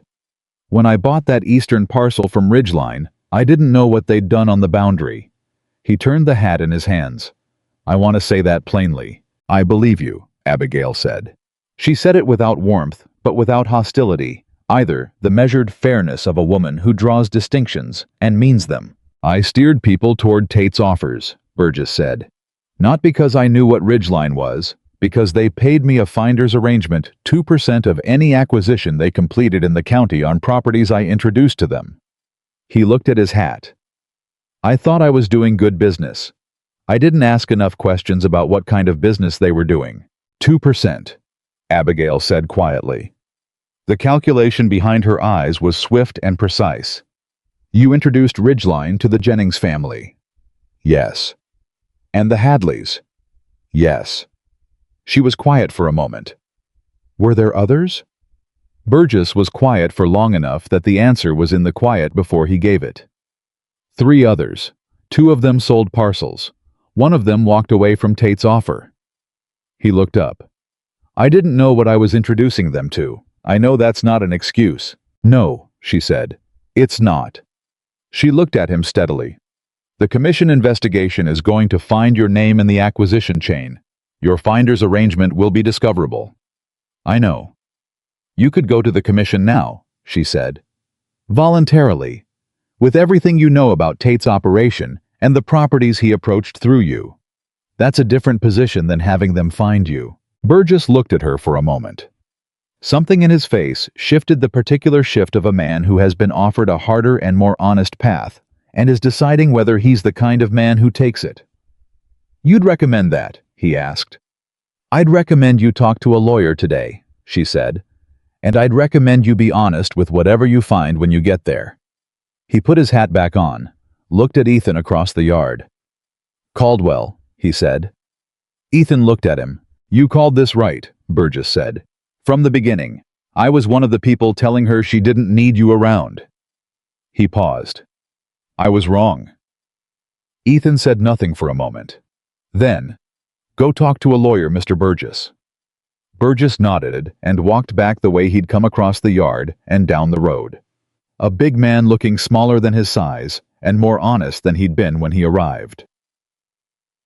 The remaining days of the Clause 7 period passed, the way the final days of important things often do not quietly, because the work was ongoing and the ranch didn't pause for personal accounting, but with a quality of accumulation, the sense of days adding up to something. The south pasture drainage was complete. For the first time in at least a decade, the low ground was draining the way it should, and the old spring bed was doing something remarkable, beginning slowly to show moisture again at its surface, as though the land remembered what it had once been and was finding its way back. Thomas noticed it first and reported it to Ethan with the quiet pride of someone who has watched something work. The Prescott renegotiation concluded with a new contract at county average pricing, plus a retroactive credit of $240 less than the full $420. Ethan had calculated, but Abigail had decided that a smaller certain credit was worth more than a larger disputed one. Prescott had signed without significant argument, which told Ethan everything about how solid the documentation had been. Cole had continued to develop in the specific direction of someone who had decided to take his work seriously, and the float valve he had repaired was still functioning correctly. 6 weeks in, and the filter he and Ethan had installed together was doing what filters were designed to do. Walt had noticed and said nothing aloud, but Walt's silence was its own ledger, and Cole's name was in the positive column. On day 43, which was day 13, past the official end of the Clause 7 evaluation period, Abigail asked Ethan to come to the office after supper. He came. She had the original employment contract on the desk, the 6 clauses typed on good paper, and beside it, a new document also typed, which she turned so he could read it. It was a revised employment agreement. Foreman not hand. Expanded operational authority. Wage commensurate with the position she had used, the correct rate the one he'd been calculating at her instruction since week 1. And at the bottom, a 7th clause, handwritten in her precise ruler-straight hand. He read it. Clause 7, having been evaluated over the preceding period, is hereby considered satisfied in full. The undersigned finds that the above-named employee has demonstrated competence, character, and independence of judgment, sufficient not merely to warrant continued employment, but to merit partnership in the operational decisions of this ranch going forward. This finding is not provisional and is not subject to further review. He read it twice, looked up. She was watching him with those brown eyes that missed nothing. But they were different in this moment than they'd been on the porch the first day. Different than they'd been across the kitchen table at midnight. Different than they'd been on the road back from the county records office. What was in them now was the full weight of everything she'd chosen not to show for 43 days, and she wasn't hiding it anymore. You said 30 days, he said. You gave me until day 30. I evaluated on day 30, she said. I wanted to be certain. And then I was. She held his gaze. I wanted to be sure I was certain for the right reasons. He looked at the handwritten clause again. Partnership in the operational decisions. She had not used the word loosely. Abigail Reynolds did not use words loosely. That's more than a foreman position, he said. Yes, she said. It is. You're sure? Mr. Caldwell, she said, and something in the way she said his name had changed. Not warmer exactly, but fuller, like a word being used with its whole meaning for the first time. I have been running this ranch for 11 years. I have made every decision alone. Every account, every contract, every legal fight, every damaged fence and blocked channel and dishonest supplier. Alone. She paused. I did not know what I was missing until someone came and showed me the difference. She looked at him directly, with the full, unshielded clarity that she was capable of when she decided to use it. I'm not offering you a position because I need help. I'm offering you a partnership because you've earned it, and because... She stopped. The pause had something in it he hadn't heard from her before. Because I don't want to go back to doing this alone. The office was very quiet. Outside, Thomas was doing something in the hall that was just audible enough to suggest he was nearby and absolutely not listening. Walt had gone to the bunkhouse an hour ago. Cole was somewhere in the dark doing what he was supposed to be doing. I came here with 3 references and a hat in my hand, Ethan said. You came here with 7 years of honest work and a habit of looking at things until you understood them, she said. The hat was incidental. He looked at the contract, at the handwritten clause, at the woman across the desk from him who had built this place from a failing property with $700 and a list of everything that needed fixing, who had fought a 12-year scheme with 3 weeks of paper and refused to be smaller than the problem she faced. If I sign this, he said, I'm not a man you can let go at the end of 60 days. No, she said, you're not. And you're all right with that. I wouldn't be offering it if I weren't. He reached across the desk and picked up the pen she'd left beside the contract. He read the whole thing one more time, all 7 clauses, the way you read a thing you intend to stand behind. Then he signed. She watched him sign. When he set the pen down, she picked up the contract, aligned the pages carefully, and put it in the desk drawer, The same drawer where she'd put the Ridgeline documents weeks ago, the one she locked. He noted that. He thought he understood what it meant. The South Pasture Spring, she said. Thomas said it's showing moisture again. The drainage restoration gave the ground a reason to remember what it used to do, Ethan said. It'll take a season or two, but I think it'll run again. She was quiet for a moment. My uncle dug that original channel in 1868, she said. He redirected it himself to water the east pasture when the creek ran low in summer. It was the smartest thing he ever did for this property. She paused. And then Ridgeline buried it. We unburied it, he said. We did, she said. And the word we sat between them plain and solid and without drama like a fence post set correctly driven deep plumb, intending to hold through whatever came. Thomas appeared in the doorway. Is it done? He asked. Abigail looked at him. Yes, she said. Thomas looked at Ethan, looked at his aunt, looked at the desk drawer where the contract had gone. Good, he said with the gravity of someone who had determined this outcome was correct approximately 30 days ago and was satisfied to have his assessment confirmed. He disappeared back into the hallway. A moment later they heard his boots on the stairs. Abigail looked at Ethan across the desk with the faint, real unguarded thing that was not quite a smile and had been building since day one, and this time she let it arrive. The north fence needs a second check before winter, she said. I know, he said. I'll start tomorrow. I'll come with you, she said. I want to see the corner brace in the east section. All right, he said. Good night, Mr. Caldwell, she said.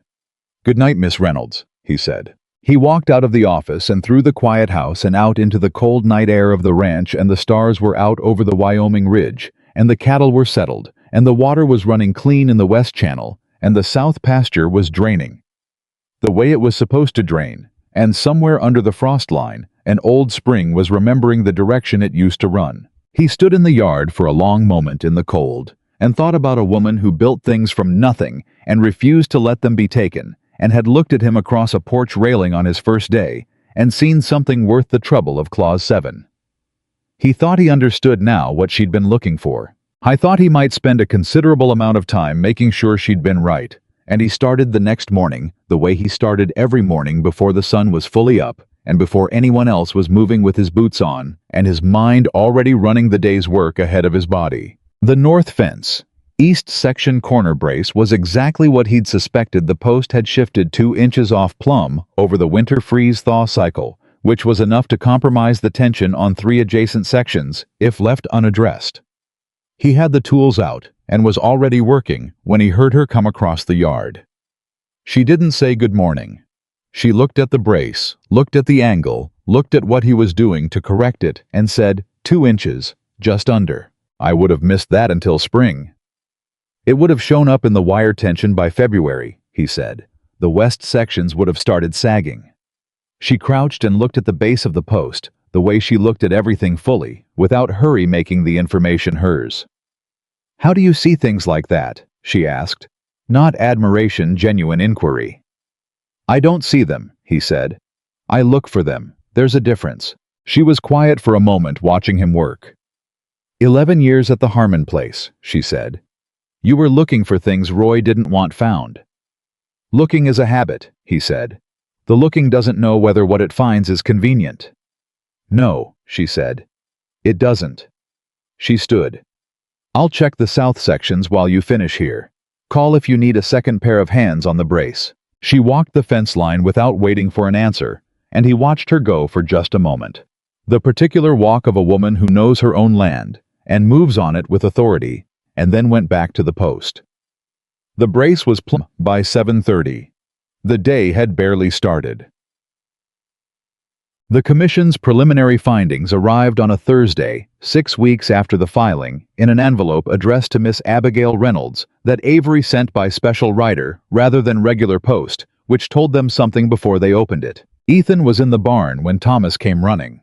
Not the measured adult walk Thomas usually affected, but actually running, which he had apparently decided the occasion warranted.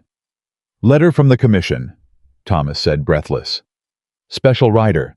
Aunt Abigail said come now. He came. Abigail had the envelope on the kitchen table, and had not opened it.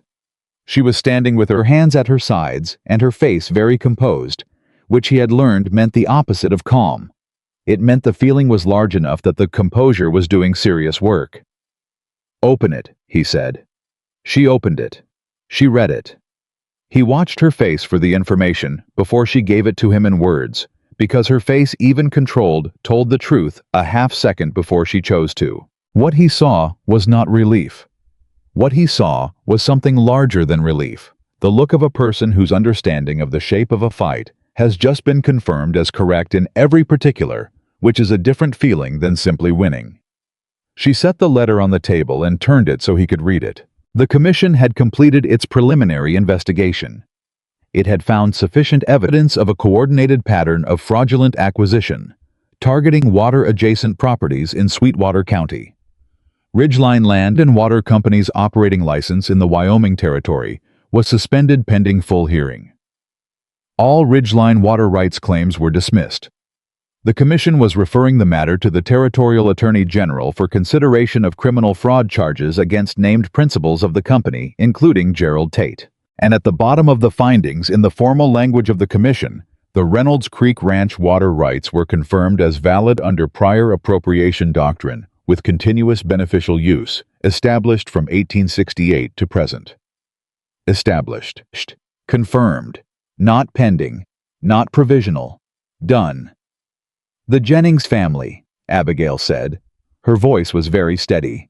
"The commission will contact them. The Attorney General referral covers all identified properties," Ethan said. "The Jenningses, the Hadleys, the others Burgess named. The commission has jurisdiction to void fraudulent acquisitions." He looked at her. "They're going to be able to fight for their land back." She put her hand flat on the letter and pressed it against the table. Not a dramatic gesture, just a woman making something real through contact. 12 years, she said. "They planned this for 12 years. And it took 6 weeks to undo," Ethan said. "Because you kept every document and looked at everything and refused to be smaller than the problem." She said. "Same as before, same weight in it." Thomas appeared in the doorway. He had apparently stationed himself in the hall to receive news at the earliest possible moment. "Well," he said. "We won," Abigail said.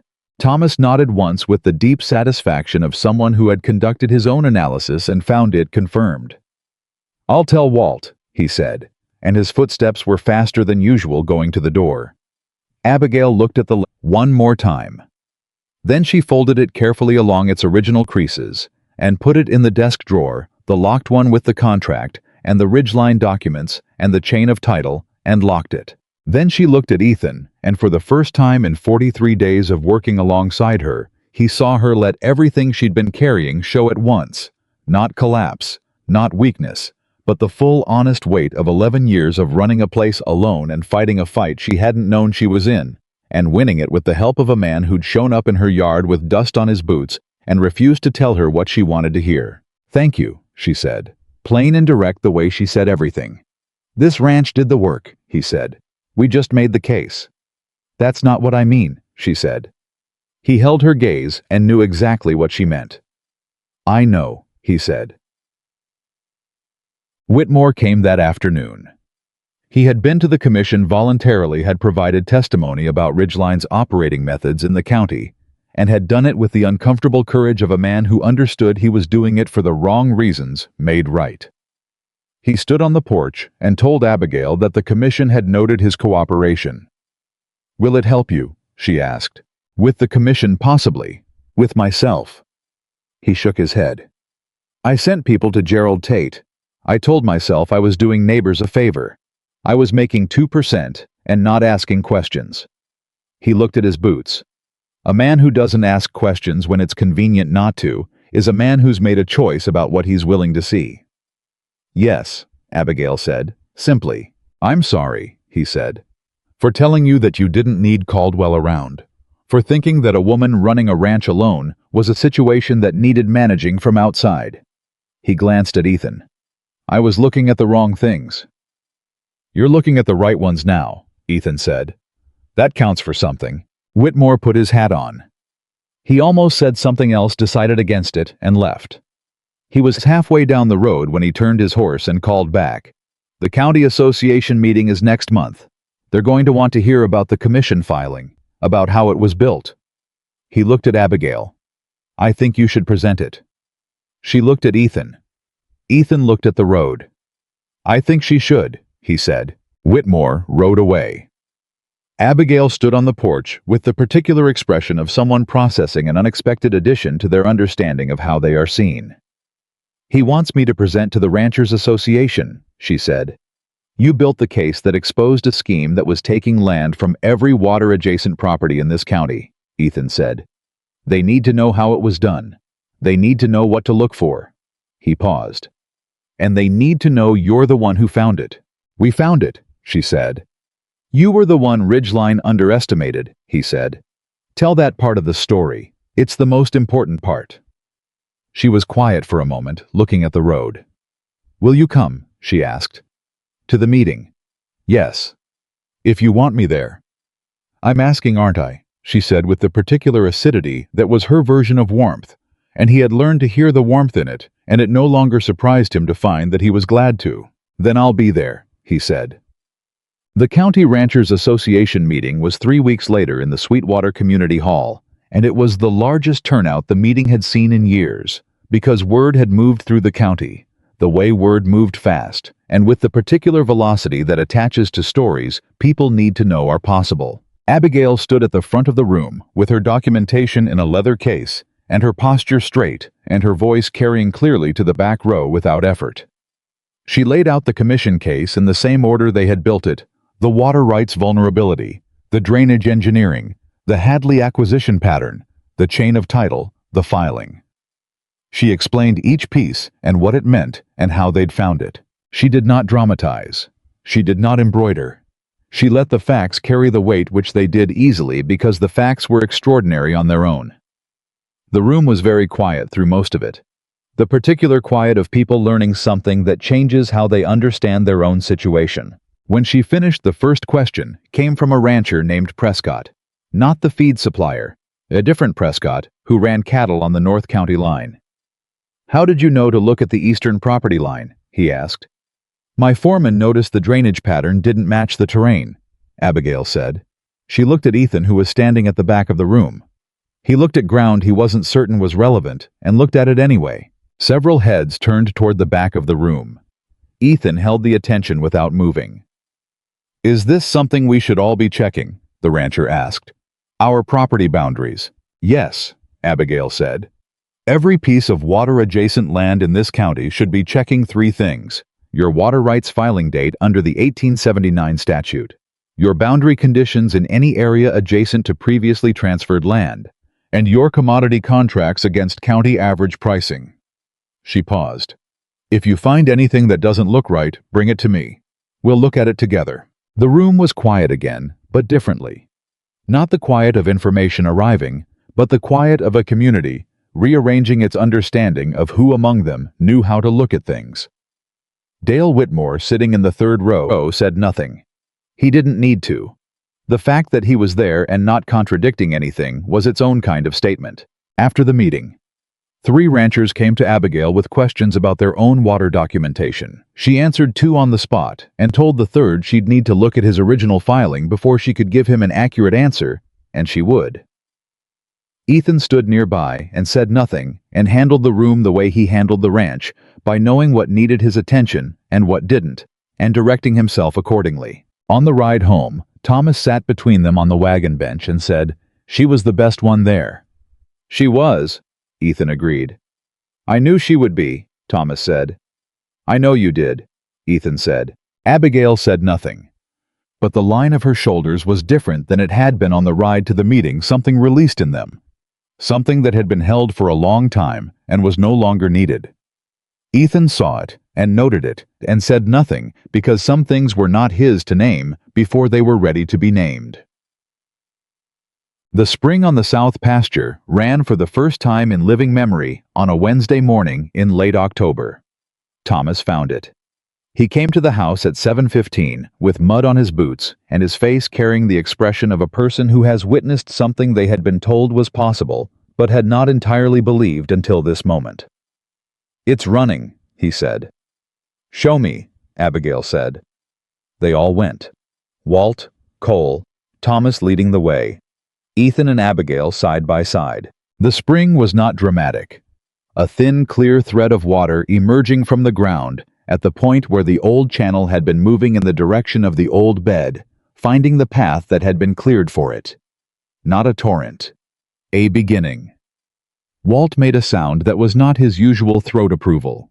It was something rawer than that, and he turned away slightly, and nobody commented on it. Cole crouched down and put his fingers in the water and looked up at Ethan with the open, amazed expression he'd been working to control since the day of the float valve conversation, and in this moment stopped controlling. It's cold, he said, as though the temperature of the water confirmed something important. Spring water's always cold, Walt said, having recovered his composure. Thomas looked at his aunt. Abigail was looking at the water with an expression that was entirely unguarded.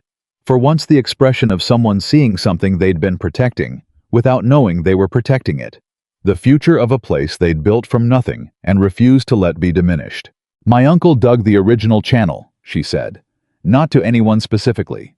To the water maybe. To the land. He didn't know Ridgeline would bury it. He didn't know I'd be the one to find it. She watched the thin, clear line of water move along the old bed. He just built what he built, and kept the records, and trusted that the land would remember. It remembered, Ethan said. She turned and looked at him.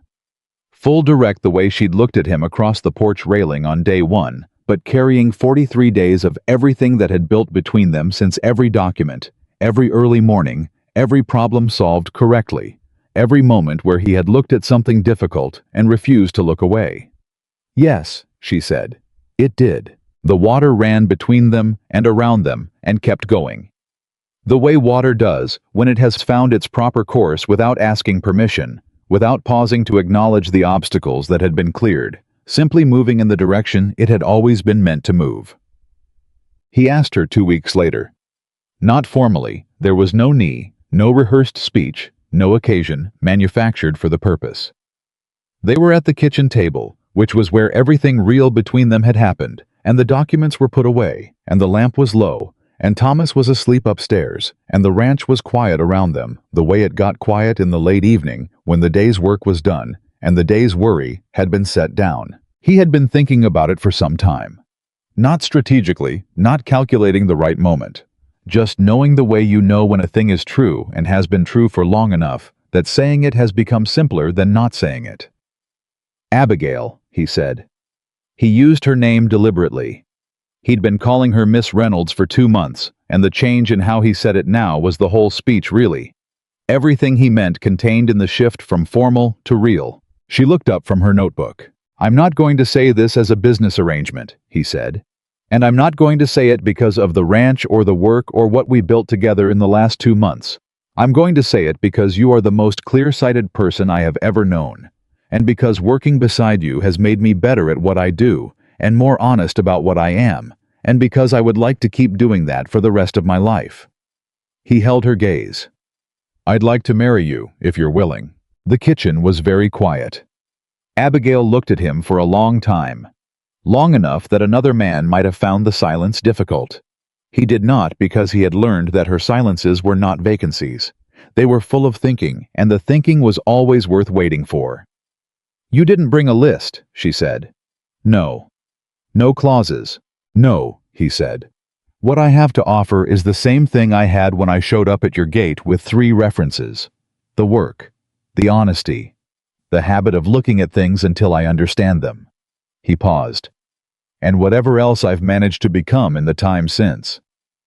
You've become considerably more than you arrived as, she said. You'd know, he said. You were watching.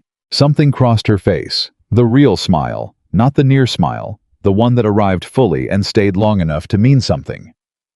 I was watching, she confirmed. She set her pencil down on the notebook. She looked at her hands for a moment, then at the desk drawer where the contract was, then at him. Ethan, she said, and the use of his given name was the same thing his use of hers had been the shift from formal to real, from arrangement to choice. Yes, he said before she finished, because he heard the answer in the way she'd said his name, and couldn't keep the word back. "Yes," she said at the same time. And then they were both saying it, which struck them both as exactly right.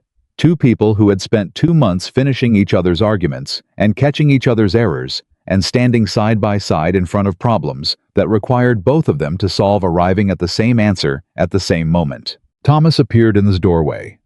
They both looked at him. He was in his night clothes, and his old young face was entirely composed. "I heard my name," he said. "We didn't say your name," Abigail said. "I heard it anyway," he said. He looked between them with the comprehensive assessment of someone who had been taking detailed notes on this situation since day one. "Is it decided?" "Yes," Abigail said. Thomas nodded with the deep settled satisfaction of someone whose analysis has been confirmed at every step. "I told Walt it would happen by November," he said. "Thomas," Ethan said. "He didn't believe me," Thomas said. He looked at Ethan with those serious eyes. "I told him you were the kind of man who looked at things until he understood them. I said eventually you'd look at this until you understood it too." Ethan looked at the boy. At this child who had brought him water in the south pasture and carried documents between rooms and read the territorial land statute on his own initiative and watched everything with those old eyes and said more with less than almost anyone Ethan had ever known. "You told Walt," he said. Walt said the real question was whether Aunt Abigail would say yes. Thomas looked at his aunt with the kind of love that doesn't announce itself. "I told him I thought she already knew the answer. She was just being sure she was sure." Abigail looked at her nephew for a long private moment. "Go to bed, Thomas," she said. "Yes, ma'am," he said. He looked at Ethan one more time. "Good night." "Good night," Ethan said. Thomas went upstairs. His footsteps crossed the ceiling above them and stopped, and the house was quiet again. Abigail looked at Ethan across the kitchen table, the same table where they'd built the continuous use log and found the ridgeline fraud and renegotiated the Prescott contract and talked past midnight more nights than either of them had counted. And the lamp between them was low, and the ranch was quiet around them, and the south pasture spring was running in the dark somewhere outside and finding its way. "Walt is going to be insufferable," she said. "Walt is going to say 2 words and look pleased," Ethan said. "That's Walt's version of insufferable." "You're right," she said. "That's worse."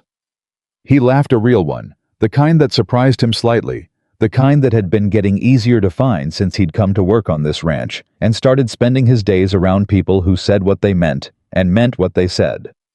She smiled at the sound of it, the real smile again, settling in comfortably now, no longer brief. "The County Ranchers Association," she said. "They're going to want to formalize some kind of water rights monitoring arrangement. Something ongoing. Someone to advise properties on documentation and legal vulnerability." "I know," he said. "That's a different kind of work than running a ranch." "It's the same kind of looking," he said. "Different land." She considered this. "I was thinking we could handle it together. The ranching and the advisory work. This property as the base." She met his eyes. "Partners." "That's a different clause than the one in the contract," he said. "This clause isn't in writing," she said. "It doesn't need to be." He looked at her for a long moment and thought about the man who had ridden to this gate 2 months ago with 3 references and a hat in his hands and a habit of looking at things until he understood them, and about what it had taken to build from that to this. Not luck, not charm, not telling anyone what they wanted to hear, but the plain daily accumulation of doing the work correctly and refusing to be less than honest and staying when it was complicated because the place was worth staying for. I thought about his father, who had taught him to look at land by looking at it together, saying nothing, just pointing. He thought about Roy Harmon, absorbing losses rather than acknowledging mistakes. He thought about a thin, clear thread of spring water, finding a path that had been cleared for it, and moving forward without looking back. "Partners," he said. She put her hand on the table, not reaching for him, just placing it there between the lamp and the notebook, an open gesture from a woman who did not make open gestures carelessly. He put his hand beside hers close enough that their fingers touched at the edges and left it there. "The north fence winter inspection," she said. "Tomorrow," he said. "First light." "I'll be there," she said. "I know," he said. They sat in the quiet of the ranch for a while longer, not talking, not needing to, and the lamp burned low between them, and the night moved around the house, the way Wyoming nights do, large and cold and full of stars, and inside it was warm, and the work was real, and the people doing it had found in each other the particular thing that makes a good place into a lasting one. In the morning, Walt said 3 words instead of 2, which was his version of a celebration. He said, "About time then," and he went back to work. Cole shook Ethan's hand with the earnest grip of a young man who had been paying attention and understood what he was shaking hands over. Thomas had told them both before breakfast, which was exactly what anyone who knew Thomas would have predicted. The Ranchers Association heard about it at the next meeting and received it with the particular warmth of a community that has recently been reminded what it looks like when someone fights for the right things. Whitmore made a small speech that was genuinely gracious and only slightly uncomfortable, which was the best version of Whitmore available and would do. The Jennings family, with the Territorial Attorney General's assistance, began the process of recovering their parcel. The Hadley estate filed its claim 2 weeks after. The process would be long, but it had begun, which was the most important thing. The beginning, the first clear motion in the right direction, the water finding the channel that had been cleared for it. Gerald Tate was indicted by the Territorial Grand Jury in December on 7 counts of fraudulent land acquisition. He did not look like a man accustomed to being held to account when the officers arrived, which surprised no one who had seen him across a porch railing in full confident possession of a document he assumed would not be challenged. Ridgeline Land and Water Company ceased operations in Wyoming Territory by year's end. The Reynolds Creek Ranch went into its second winter under Ethan Caldwell's operational management, with every fence held tight and every water line running clean, and the account books balanced to the last cent, and the south pasture spring moving with quiet building certainty through the frozen ground, a thin, clear line that had remembered what it was and where it meant to go, and was going there and would not be stopped. On a cold morning in January, with frost on the grass and their breath showing in the air, Abigail and Ethan walked the north fence line together, the way they had begun to walk everything side by side, each seeing what the other missed, each trusting what the other found, saying what needed saying, and leaving the rest to the silence that had become between them a comfortable and honest place. She stopped at the east corner, braced the one he had corrected that first morning after the signing, the one that had been 2 inches off plumb and would have compromised the wire by February. "Still holding," she said. "It'll hold," he said. She looked at the fence and at the land running out from it on both sides. Her land, their land now, this place that had been fought for and documented and defended and was going to last. Then she looked at him. "Clause 7, she said. "Passed," he said. "Yes," she said. "A long time ago." She turned and kept walking the fence line, and he walked beside her, and the ranch opened out around them in the cold January morning, full of work and purpose, and the particular satisfaction of a place that knows what it is. Built right, defended hard, and in the hands of people who understood that the value of a thing is proved not by what you're given, but by what you're willing to do to keep it. That was the whole of it. That was every clause. And it was enough, more than enough for every